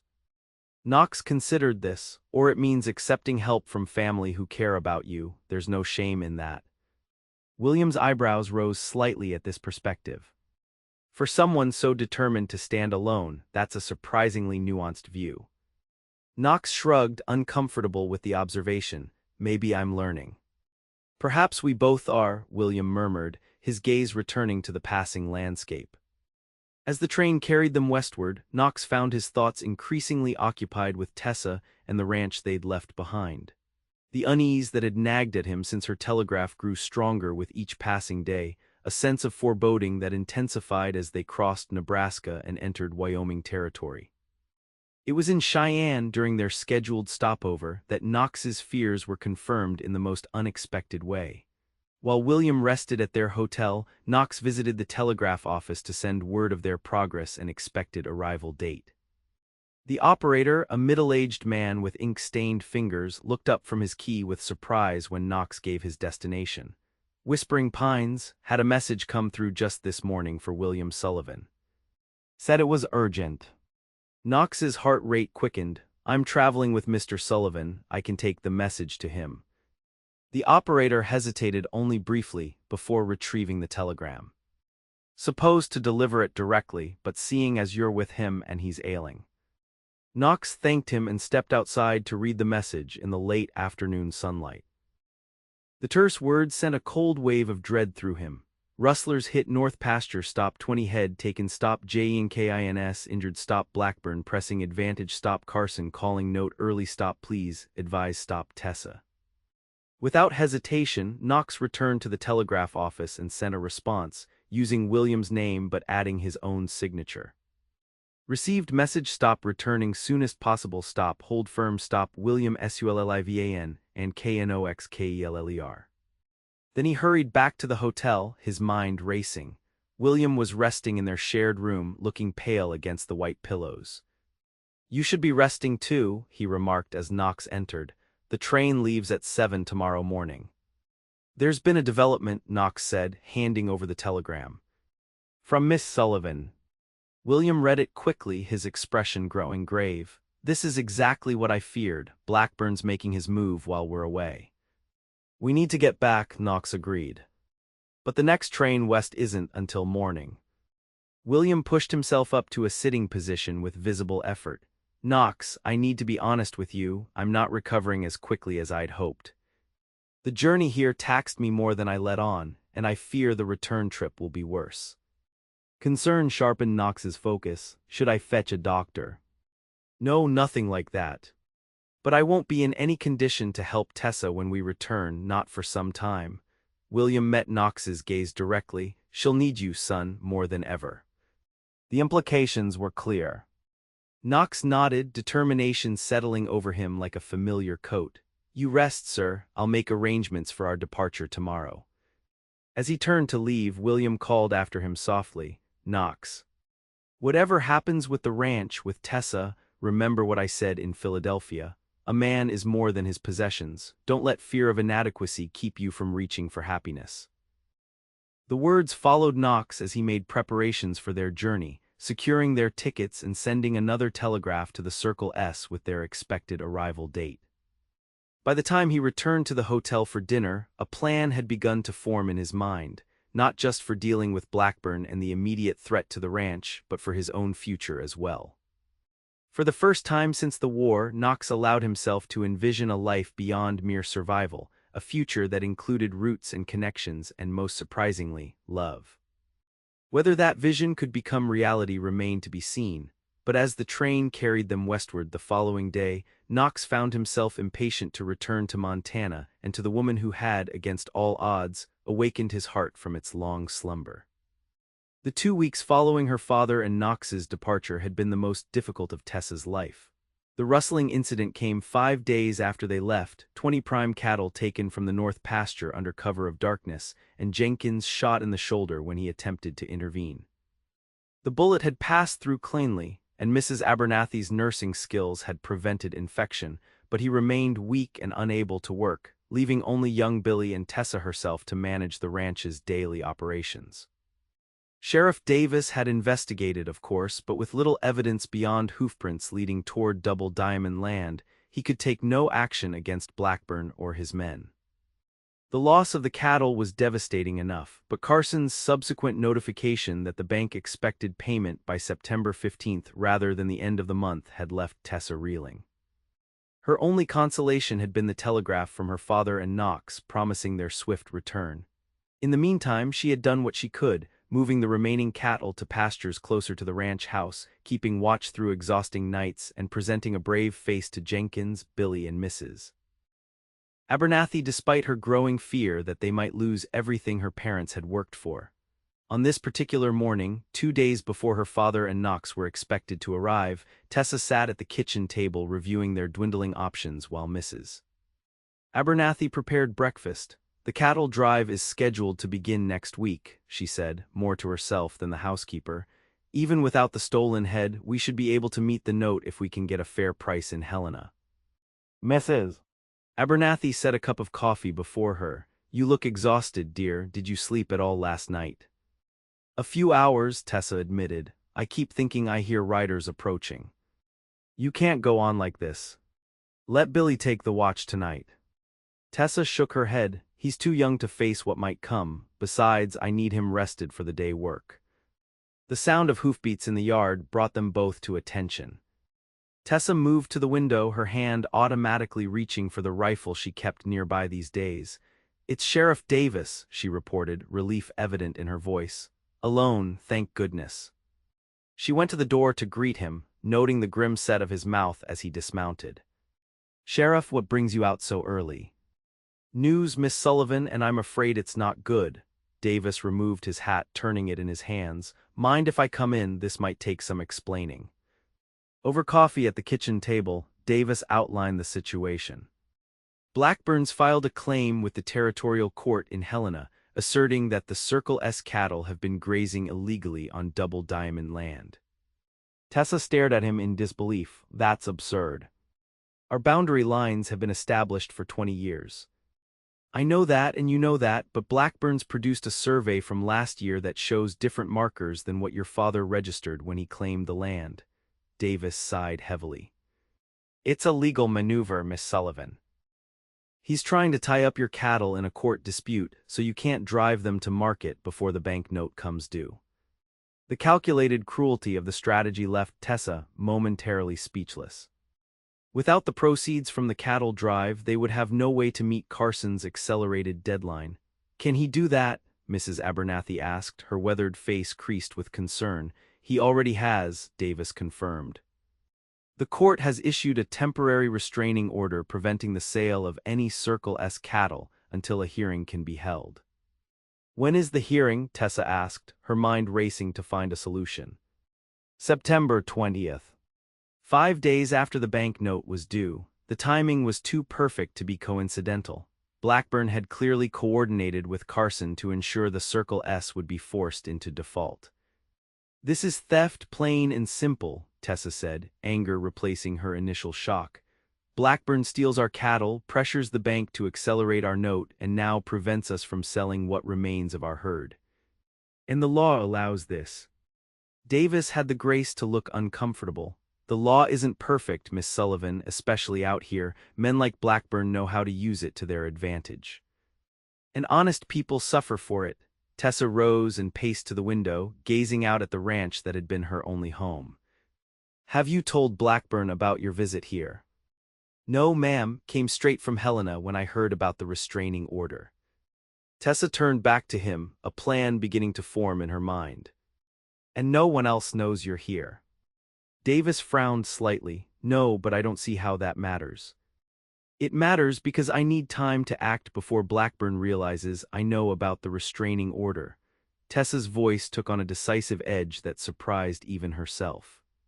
Sheriff, I appreciate your coming to warn me. Would you be willing to delay notifying me officially until tomorrow? Understanding dawned in Davis's eyes, followed immediately by concern. Miss Sullivan, I can't be party to anything illegal. I'm not asking you to be, Tessa met his gaze steadily. I'm simply asking for time to consult with my father's attorney in Helena before Blackburn shows up here gloating over his legal maneuvering. It wasn't the whole truth, but it wasn't entirely a lie either.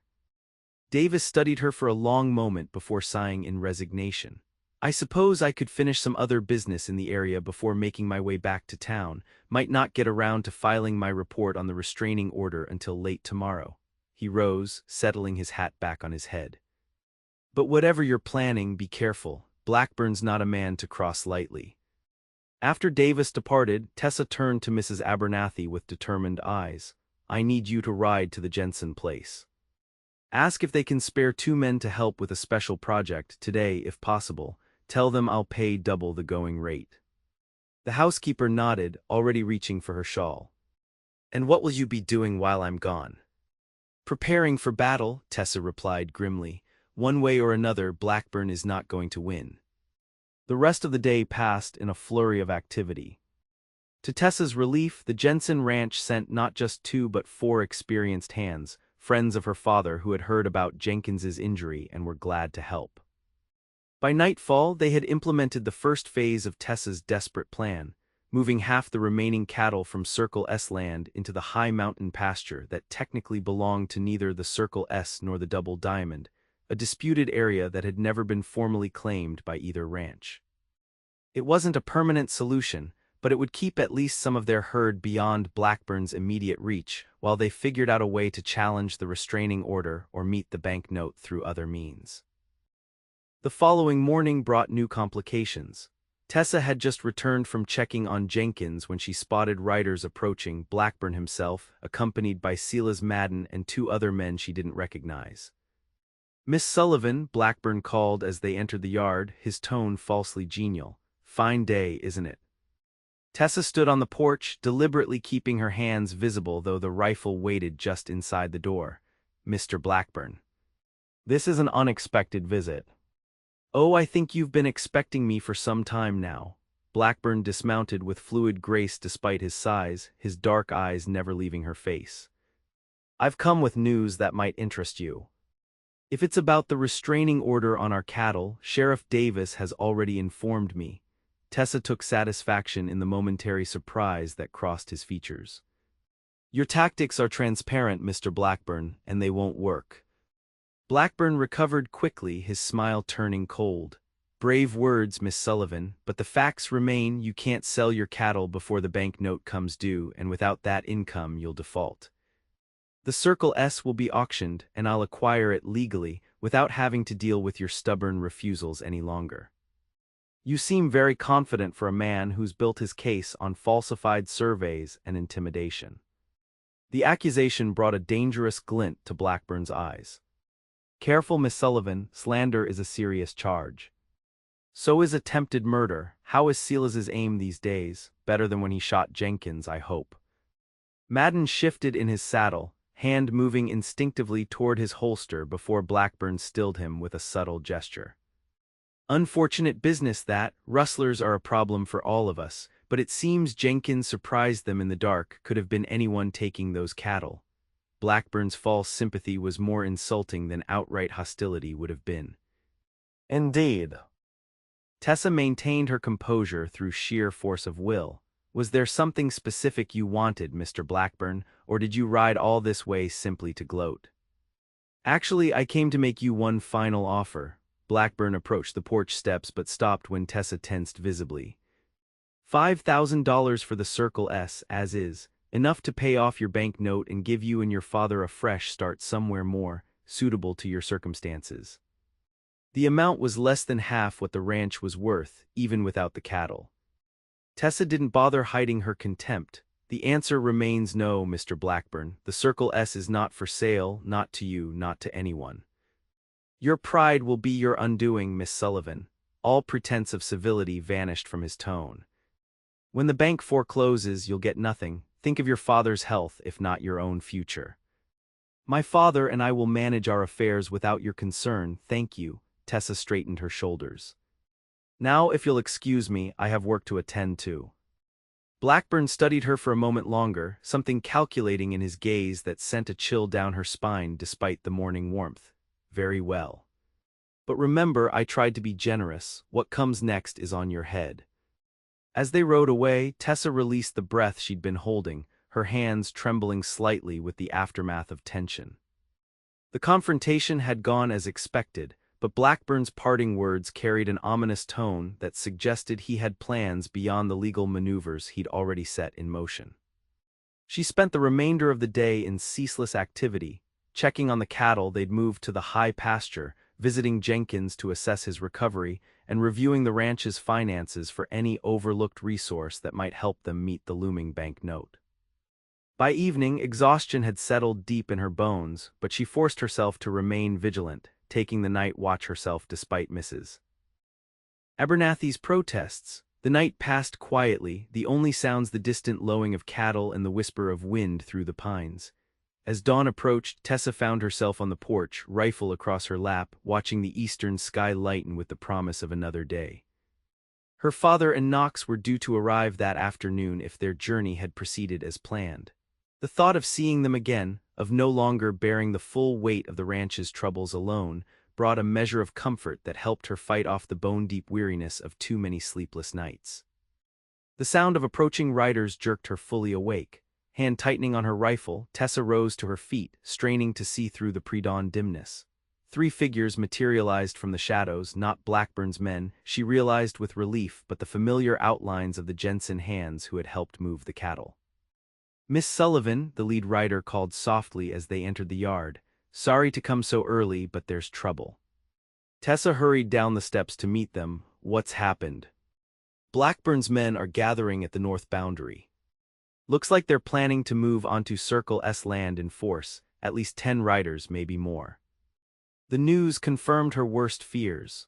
With the restraining order in place and the banknote deadline approaching, Blackburn had decided to take more direct action. "When?" "Today, from the looks of it, they're waiting for something or someone." The ranch hand, a weathered man named Dawson who had worked for the Jensens for years, looked genuinely concerned. "Miss Sullivan, Mr. Jensen sent us to help, but against that many men." "I understand," Tessa assured him, "and I'm grateful for any assistance you can provide. My father and Mr. Keller are expected to return today. If we can hold Blackburn off until then, we may have a chance." Even as she spoke, Tessa wasn't sure what difference 2 more men would make against Blackburn's force, especially with her father still recovering from his illness. But the hope of Knox's return gave her strength she desperately needed. "We'll do what we can," Dawson promised. "Where do you want us?" Tessa outlined her plan quickly: 2 men to guard the house and barn, 1 to ride to town and inform Sheriff Davis of Blackburn's gathering force, and the rest to join her in monitoring the north boundary to give warning if Blackburn's men made their move. As they dispersed to their assigned positions, Tessa returned inside long enough to change into riding clothes and gather supplies. Mrs. Abernathy met her in the kitchen, concern evident in her lined face. "You heard?" Tessa asked, accepting the cup of coffee the older woman pressed into her hands. "Enough to know today's the day we've been dreading." Mrs. Abernathy began packing food into a saddlebag with efficient movements. "What can I do?"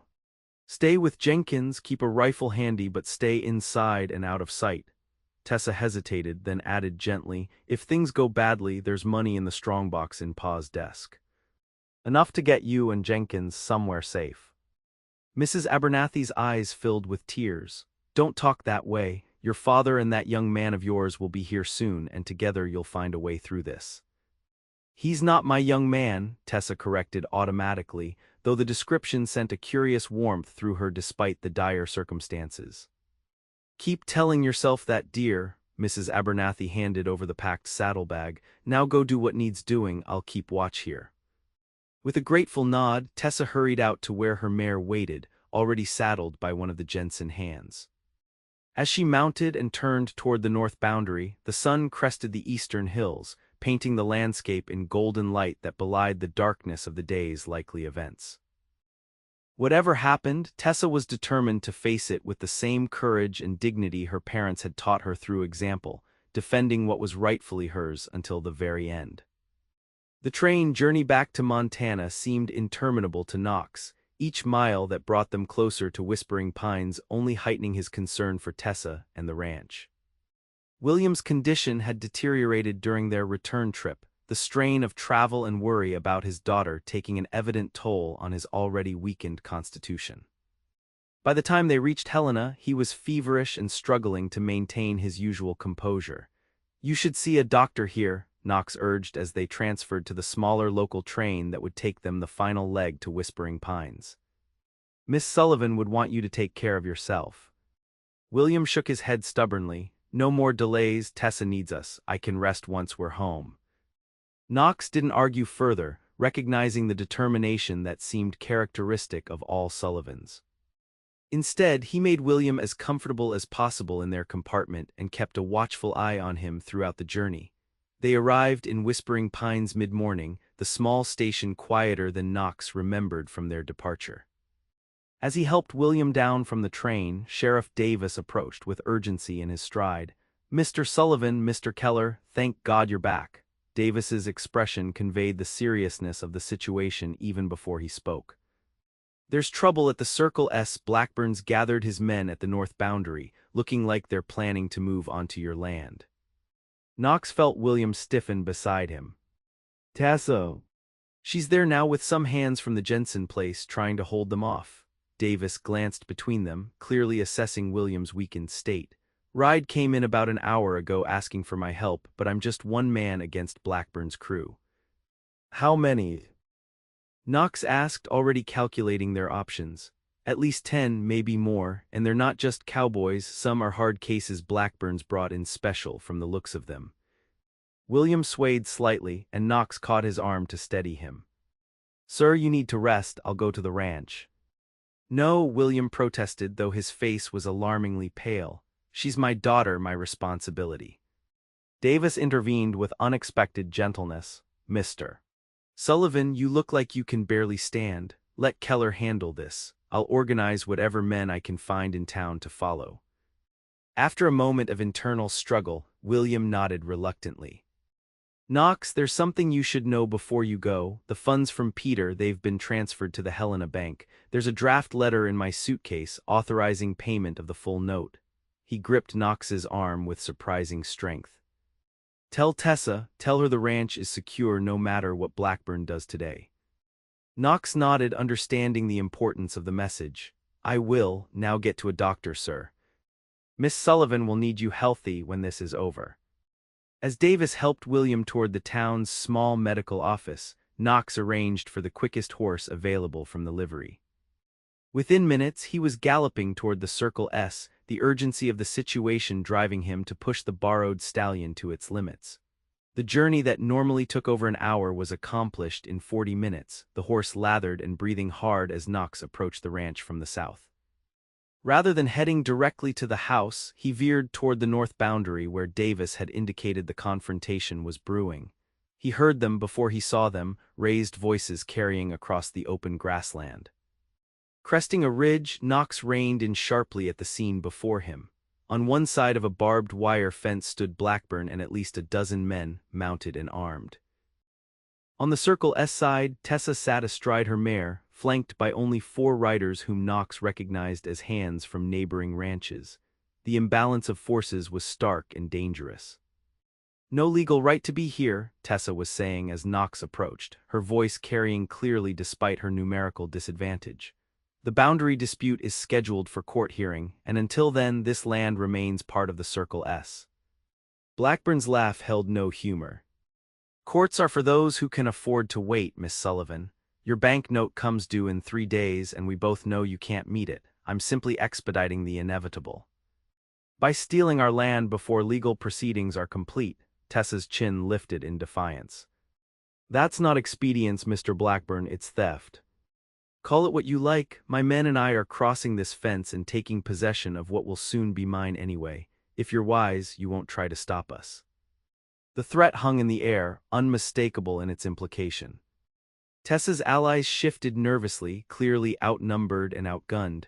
Knox urged his horse forward, making his presence known. That would be unwise, Blackburn. Every head turned toward him, but Knox had eyes only for Tessa. The relief and joy that transformed her face at the sight of him sent a surge of emotion through his chest that momentarily stole his breath. Even exhausted, dusty from travel, and clearly strained from the events of recent weeks, she was the most beautiful sight he'd ever beheld. Knox, her voice carried a wealth of feeling in that single syllable. Miss Sullivan, he tipped his hat, keeping his tone deliberately casual as he guided his mount to her side, positioning himself between her and Blackburn. Seems I've returned just in time for some excitement. Blackburn's expression darkened with recognition and annoyance. The hired hand returns, where Sullivan, still playing invalid in the east. Mr. Sullivan is in town, Knox replied evenly, consulting with the territorial judge about certain legal irregularities in your recent actions. Falsifying survey records is a serious offense in most jurisdictions. It was a bluff, but delivered with such conviction that doubt flickered across Blackburn's face. Knox pressed his advantage. Sheriff Davis is also aware of your gathering here today. He's assembling men in town as we speak. Davis is one man with no real authority, Blackburn scoffed, though with less certainty than before. This is frontier justice, Keller. The strong take what they want and the weak lose what they can't hold. Knox's smile was cold. Funny thing about justice, Blackburn, sometimes it comes from unexpected quarters. He turned slightly to address Tessa while keeping Blackburn in his peripheral vision. Miss Sullivan, your father asked me to inform you that the funds from your uncle have been transferred. The bank note will be paid in full regardless of today's events. The news visibly startled both Tessa and Blackburn. Confusion crossed her features briefly before understanding dawned. Whatever funds her uncle had provided, they clearly represented a solution she hadn't anticipated. Blackburn recovered first. You're bluffing. Sullivan has no rich relatives. His brother was Peter Sullivan of Philadelphia, Knox replied calmly, a banker whose estate was considerably more substantial than anyone in Montana might have guessed. The draft letter authorizing payment of the Circle S note in full has already been delivered to the bank in Helena. Uncertainty rippled through Blackburn's men, several exchanging glances that suggested they hadn't bargained for a confrontation with a ranch suddenly free of financial pressure. Blackburn himself seemed momentarily at a loss, his carefully constructed plan unraveling before his eyes. Even if that's true, he rallied, it doesn't change the boundary dispute. This land will be addressed in court as scheduled, Knox interrupted firmly. Until then, you and your men are trespassing, and I suggest you leave before Sheriff Davis arrives with reinforcements. For a tense moment, Blackburn seemed to consider forcing the issue despite the changed circumstances. His hand hovered near his holster and several of his men shifted in anticipation of his command. This isn't over, he finally said, his voice tight with suppressed rage. Court rulings can be influenced, accidents can happen. The Circle S will be mine eventually. Not today, Tessa replied with quiet certainty, and not ever, Mr. Blackburn. This land belongs to the Sullivans and it always will. With a curt gesture to his men, Blackburn wheeled his horse around and rode away, his followers trailing behind him like shadows retreating before the sun. Only when they had disappeared from sight did Tessa's composed facade begin to crack, her shoulders slumping slightly with relief and exhaustion. Thank you, she said to the Jensen hands who had stood with her. Please tell Mr. Jensen how grateful we are for his support. As the men departed with promises to return if needed, Tessa turned to Knox, vulnerability replacing the steel she had shown to Blackburn. My father. Is he truly in town? Yes, though he's not well, the journey back was difficult for him. Knox moved his horse closer to hers, close enough to see the shadows of sleepless nights beneath her eyes. Davis took him to the doctor when we arrived. Tessa nodded, processing this information. And the funds you mentioned, was that true or just a well-timed bluff? True, your uncle left money specifically for the Circle S. Your father has the details, but the important part is that the bank note will be paid in full, regardless of what happens with the cattle. Relief washed over her features, followed by a hint of the pride William had predicted. I don't know how to feel about that. We've always managed on our own. Family helping family isn't charity, Knox said gently, echoing the conclusion he'd reached during their journey home. It's love in action. Something in his tone or expression must have revealed more than he intended, because Tessa's gaze softened, her eyes searching his face with new awareness. You've changed, Knox Keller. Have I? Yes, something's different, a small smile curved her lips. It suits you. Before Knox could respond, the sound of approaching riders drew their attention. Sheriff Davis appeared with 4 townsmen, all armed and looking grimly determined. Looks like we missed the excitement, Davis observed, scanning the empty landscape where Blackburn's men had been.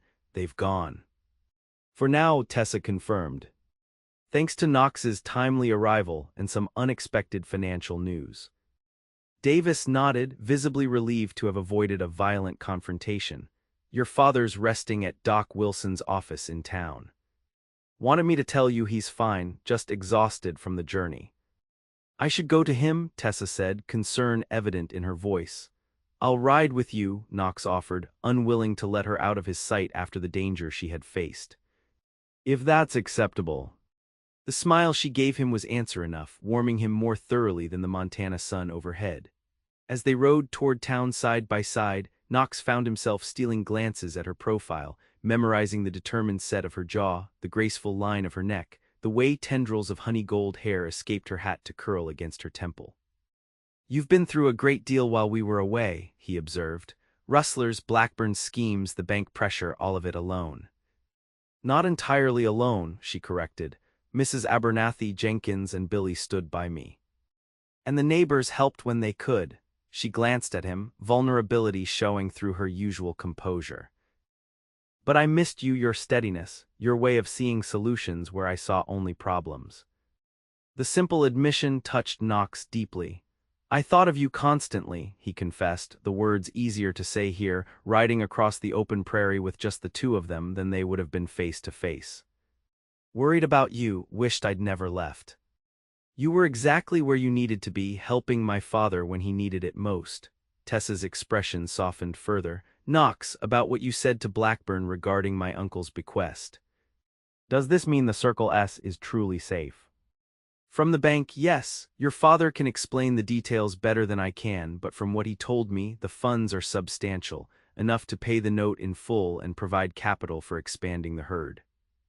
Tessa absorbed this information in silence for several moments, her expression thoughtful. "It changes things, doesn't it, not having financial pressure hanging over us?" "It creates possibilities," Knox agreed, thinking of the conversations he'd had with William during their journey. "For the ranch, for your future." "And for yours?" she asked quietly, her gaze direct and searching. "Will you stay now that the immediate crisis is past?" It was the question Knox had been asking himself since Philadelphia, the one that had kept him awake during long nights on the train. Looking at Tessa now, the answer seemed suddenly, startlingly clear. "I'd like to," he said simply, "if you'll have me." The smile that bloomed across her face was like sunrise after the longest night, radiant with hope and something deeper that made his heart race. "I think that could be arranged, Mr. Keller." They rode the rest of the way to town in a companionable silence that felt more intimate than any conversation. Knox knew there were still challenges ahead. Blackburn's defeat today didn't mean he had abandoned his ambitions, and the boundary dispute remained to be resolved in court. But for the first time since the war, Knox found himself looking forward to the future rather than guarding against it. Whatever came next, he wouldn't face it alone.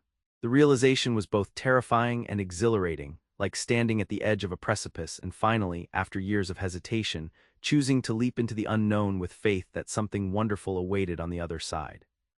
The days following Blackburn's retreat brought a flurry of activity to the Circle S. William's return, though joyful, was clouded by his weakened condition. Dr. Wilson insisted on complete bed rest for at least a week, a prescription that William accepted with uncharacteristic docility, perhaps recognizing his own limitations after the grueling journey. With her father confined to the house, Tessa found herself relying on Knox more than ever, not just for the physical labor of running the ranch, but for his steady presence and quiet strength as they navigated the aftermath of Blackburn's schemes. Jenkins was recovering slowly, his wounded shoulder healing but still preventing him from resuming full duties. Young Billy worked tirelessly, eager to prove himself but lacked experience for many tasks. Knox stepped into the void without hesitation or complaint, rising before dawn and working until dusk, managing the day-to-day operations while Tessa focused on the legal matters that still threatened their security.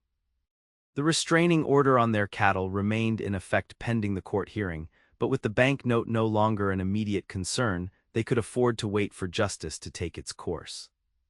It was during this busy period that Tessa truly came to appreciate the depth of Knox's character. He worked alongside the ranch hands rather than above them, teaching Billy with patient instruction rather than sharp commands. He consulted with her on decisions rather than assuming authority, respecting her knowledge of the ranch and its needs. And most surprisingly, he began to open up about himself, small revelations offered during quiet moments that gradually painted a picture of the man behind the careful reserve. On this particular evening, nearly a week after their confrontation with Blackburn, Tessa sat on the porch watching the sunset paint the western sky in hues of gold and crimson. Knox joined her after finishing the evening chores, settling into the chair beside hers with a tired sigh. "Jenkins thinks he'll be ready for light duty by next week," he reported. His strength is coming back faster than Doc Wilson expected. That's wonderful news. Tessa offered him the cup of coffee she'd brought out in anticipation of his arrival, a small gesture that had become part of their evening ritual. And how is Valor's training progressing? Well enough, he took the saddle today without much fuss. Knox accepted the cup gratefully, his fingers brushing hers in a way that sent a familiar warmth through her. Another week or two, and he'll be ready to ride properly. They sat in comfortable silence for a while, watching as the first stars appeared in the deepening twilight. Tessa found herself studying Knox's profile, noting the relaxed set of his shoulders that had been so tense when he first arrived at the Circle S. "You seem content," she observed, "more at peace than when you first came here." Knox considered this, his expression thoughtful. "I suppose I am. For a long time after the war, peace felt unattainable. Something other people might find, but not me." "What changed?" His gaze met hers, blue eyes serious in the fading light. "You did, this place did." He gestured toward the ranch spread out before them. "Seeing how you fought for your home, how your father built something lasting out of wilderness, it made me reconsider what might be possible." The quiet admission touched Tessa deeply. "I'm glad," she said simply. "This land has always been healing for me. I hoped it might be for you too." "It's not just the land," Knox set his empty cup aside, turning more fully toward her. "Tessa, there's something I need to say to you, something I've been thinking about since Philadelphia." The use of her given name without hesitation or awkwardness signaled the importance of whatever would follow. Tessa felt her heart quicken with anticipation and a touch of apprehension. "I'm listening," she encouraged gently. Knox drew a deep breath as if gathering courage. "When your father and I were in Philadelphia, he asked me a direct question about my intentions toward you. At the time, I couldn't answer with any certainty. I've spent so long avoiding attachments, convincing myself that caring deeply only led to pain."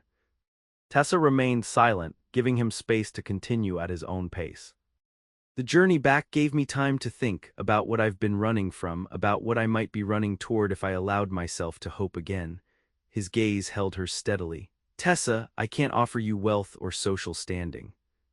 I can't even promise I've fully conquered the demons that have haunted me since the war, but I can offer you this: my heart, my hands, my absolute commitment to standing beside you through whatever comes." Understanding dawned slowly, hope blossoming in Tessa's chest as Knox continued. "I've fallen in love with you," he said simply, the words all the more powerful for their unadorned honesty. "With your strength, your compassion, your unwavering devotion to this land and the people you care about. If there's any chance you might feel something similar, I'd like to court you properly, with your father's blessing, of course."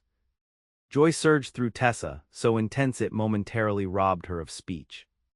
She had harbored feelings for Knox almost since his arrival, but had scarcely allowed herself to hope they might be reciprocated, especially given his careful maintenance of professional distance. "Knox," she finally managed, her voice soft with emotion, "I would like nothing more." The smile that transformed his features was like nothing she'd seen from him before, unreserved, radiant with happiness that reached his eyes and erased years of careful guardedness. On impulse, Tessa reached out, placing her hand over his where it rested on the arm of his chair. "I've cared for you for some time now," she admitted, "but I feared you would leave once the immediate crisis had passed." Knox turned his hand beneath hers, interlacing their fingers. "I considered it," he acknowledged. "Old habits die hard, but then I realized something important." "What was that?" "That sometimes home isn't a place, sometimes it's a person." His thumb traced gentle circles on the back of her hand. "You feel like home to me, Tessa Sullivan, the first real home I've known since before the war." The simple declaration, spoken without artifice or exaggeration, moved Tessa more profoundly than any flowery profession could have. Here was the truth of the man, straightforward, honest, capable of deep feeling beneath his controlled exterior. "And you to me," she replied softly. "Even with my father and this land, there was a loneliness I didn't fully recognize until you arrived, and it began to fade." In the deepening twilight, with the ranch quiet around them and the vast Montana sky overhead, something shifted between them, a deepening of connection, a silent promise of shared futures. When Knox leaned forward slowly, giving her every opportunity to withdraw, Tessa met him halfway. Their first kiss was gentle, tentative, a question and answer exchanged without words. His lips were warm against hers, his hand rising to cradle her cheek with a tenderness that brought tears to her eyes. When they parted, Tessa saw in Knox's gaze a vulnerability he had never before allowed her to glimpse, hope mingled with lingering uncertainty, as if he still couldn't quite believe this happiness might be his to claim. "I should speak with your father tomorrow," he said, his voice slightly rough with emotion. "Ask for his permission to court you properly." Tessa smiled, touching his face as he had touched hers. "He'll say yes. He's quite fond of you, you know. Even so, it's important to me to do this right." Knox captured her hand and pressed a kiss to her palm, the gesture speaking volumes of the devotion he felt but still struggled to articulate. "Tomorrow, then," Tessa whispered, her heart full. "Tomorrow," Knox promised. The following morning dawned with a clarity that seemed to match Knox's newfound resolve. After the morning chores were completed and Mrs. Abernathy had cleared the breakfast dishes, Knox found William Sullivan in the study, reviewing the bank drafts from Philadelphia. "Knox," William greeted him, setting aside his pen. "You look like a man with something on his mind." "I do, sir." Knox stood before the desk, hat in hand, feeling a nervousness he hadn't experienced even when facing Confederate cannons. "I'd like to speak with you about Tessa." William leaned back in his chair, a small smile playing at the corners of his mouth. "I wondered how long it would take. Sit down, son." Knox remained standing. "If it's all the same to you, I'd prefer to say this standing. Sir, when we were in Philadelphia, I told you I had nothing to offer your daughter. In terms of property or wealth, that's still true, but things have changed. Or rather, I've stopped running from the truth of them." He took a breath, meeting the older man's gaze squarely. "I love her, sir. I love her courage, her kindness, and her stubbornness. I intend to stay at the Circle S, not just as a hand but as a partner if she'll have me. I'm asking for your permission to court her with the intention of marriage." William studied him for a long moment, the silence stretching in the quiet room. Then, he reached into his desk drawer and pulled out a small velvet box. "I bought this for Elizabeth's 20th anniversary," William said softly, opening the box to reveal a simple but elegant gold band set with a small emerald, the exact shade of Tessa's eyes. She never got to wear it. "I think she'd want her daughter to have it, given by a man who understands what it means to stay when things get hard." He pushed the box across the desk toward Knox. "You have my blessing, Knox, and my gratitude. You're the partner I always hoped she'd find." Knox took the box, his throat tight with emotion. "Thank you, sir. I won't let you down or her." "I know you won't. Now go find her. I believe she's in the garden, pretending to prune roses while watching the door." Part 2: The Final Verdict. The court hearing on September 20th was the final hurdle. The courtroom in Helena was packed. Word of the conflict between the struggling Circle S and the powerful Double Diamond had spread, becoming a symbol of the larger struggle between small homesteaders and land-hungry barons. Blackburn arrived with a team of lawyers looking confident. Tessa, William, who insisted on attending despite his health, and Knox sat with their single attorney, a friend of Peter Sullivan's who had traveled from Philadelphia to ensure the bequest was handled correctly. The proceedings were tense. Blackburn's lawyers presented the survey from the previous year, claiming the boundary lines had been drawn in error decades ago. It looked damning, a professional document against William's old hand-drawn maps.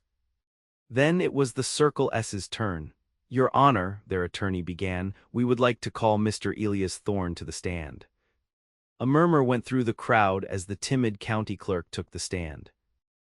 Under oath and bolstered by the presence of Sheriff Davis in the front row, Thorne confessed that he had been paid by Silas Madden to alter the official county records 3 months prior, changing the boundary markers on the master map to match Blackburn's falsified survey.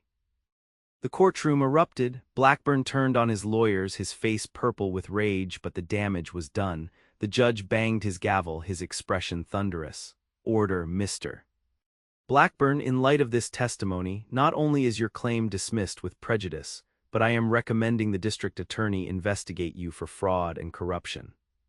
Blackburn stormed out of the courtroom, his empire of intimidation crumbling around him. As he passed Knox, he paused, his eyes filled with hate. "You think you've won," Blackburn hissed. "We have," Knox said calmly, standing between Blackburn and Tessa. "The banknote is paid, the land is secure, and the law knows who you are now. Go home, Blackburn, before you lose more than just a lawsuit." Blackburn looked at Knox, then at the wall of ranchers who had come to support the Sullivans. He saw no fear, only unity. Defeated, he turned and left.